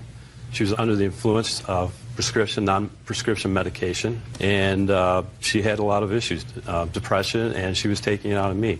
I mean, I can add a lot more insight, but it's the personal issues that that. I don't have to go into personal issues. Right, All I have to know is, in my own gut, Right. is whether or not I believe, based upon the proof that's been shown to me today, whether or not she gave you $4,500 to go and look for a car for her daughter, and whether or not, because the relationship was over, you failed to return the $4,500. She has proof that she took $4,500 out of her bank. She has proof that that $4,500 found its way within a couple of days to your bank. You say it was the return of a loan. I am not satisfied that there was any loan that you made to her, because you gave me some convoluted story that, quite frankly, even you couldn't follow if you were sitting here. So I am satisfied that you did, in fact, take this money in the quest to buy this young lady a car, and you didn't return it. Judgment for the plaintiff in the amount of $4,500. Thank you. 21-year-old Kristen Capazola is suing her former roommate, 22-year-old Joshua Courier, for rent, a broken computer, and the cost of pay-per-view adult movies. You know, I decided that we could save the judicial system a whole bunch of money and just have much smaller apartments that were cheaper, that people could have themselves so they don't have to have roommates. And we would be able to save as a community fortunes of money because we wouldn't have all these cases. Then I would, however, be out of a job, and my children would be very unhappy. Ms. Capazola, the defendant used to be your roommate. You claim he owes you some money. He owes you money for rent and utility bills, and he damaged your computer, and he downloaded porn on your computer, and it was very messy. Mr. Courier says, I'm cute. Aside from saying I'm cute, he says, well, he sort of ran into some difficulty, and he's going to explain it all to me. This is the girlfriend? That's a friend. This isn't the girlfriend that downloaded the porn on the computer. Nah. What do you do, Mr. Courier? Cell phones. Cell phones for whom? T-Mobile. How long have you been working for them? Like 2 months. How much do you make at T-Mobile? It's hourly, like $8 or $9 an hour. You take home a paycheck every couple of weeks. How much is your paycheck? Roughly $8.50. And who do you live with? I live by myself.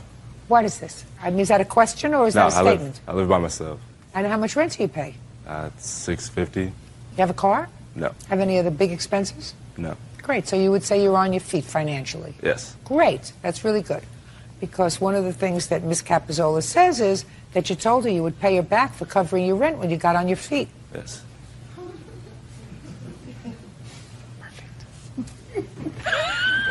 She's got to back into it, that's all. You know, you can't get on there right in the front. Right in the front's boring. You got to back into it. There you go. Right? That's right.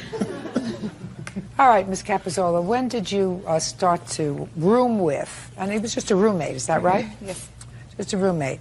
The charming Mr. Courier. October of 2006, he contacted me looking for a place to stay. I offered mine and my mother's home, with her permission, of course. We lived together there for approximately 3 weeks and then signed a lease in mid-November to move out. How long had you known him? About 3 years. From where? We met at a party. You thought he was cute and nice? Yeah. He is. Yeah. He's just a mooch. Yeah. So, you moved into this place in November. Both of you signed the lease? Yes, we did. Now, he paid his rent for a while, and then according to him, he hit some hard times. The rent was never paid to begin with. The first month we were there, he mysteriously lost a money order, and I was forced to pay the entire months of that rent. How much was that? That was $320, but the next 2 months went well.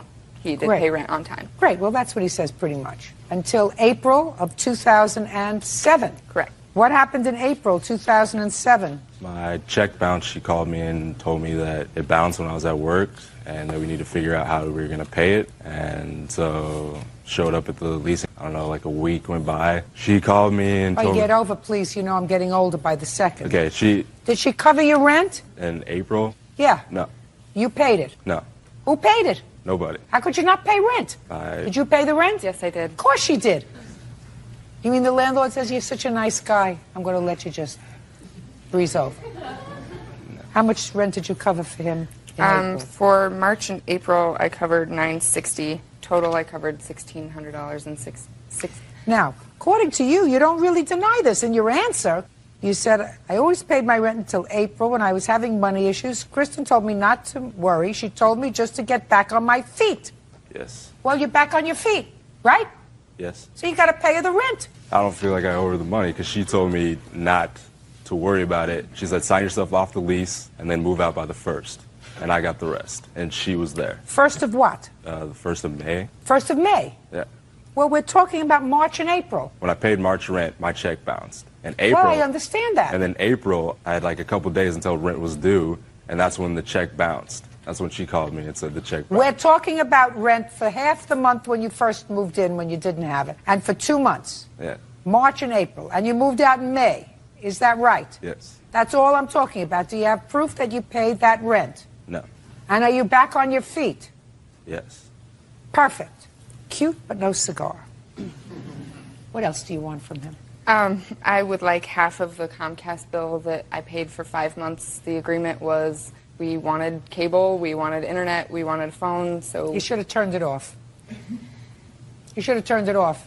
If he wasn't paying it and he was not being terribly responsible with money, then you should have turned it off. You don't need cable. Right. I would at least like to be reimbursed for the porn that was rented on our cable bill.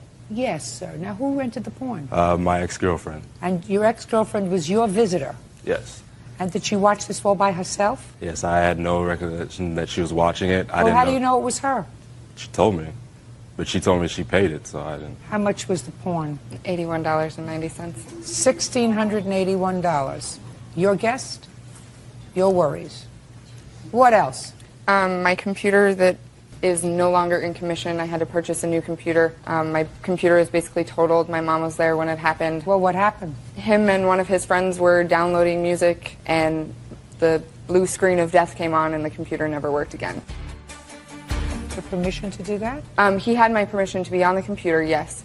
But I had no idea that viruses were being downloaded. And the second it happened, he told me, and he's like, I'll help you pay for half of it. What happened, sir? Actually, the night, I guess.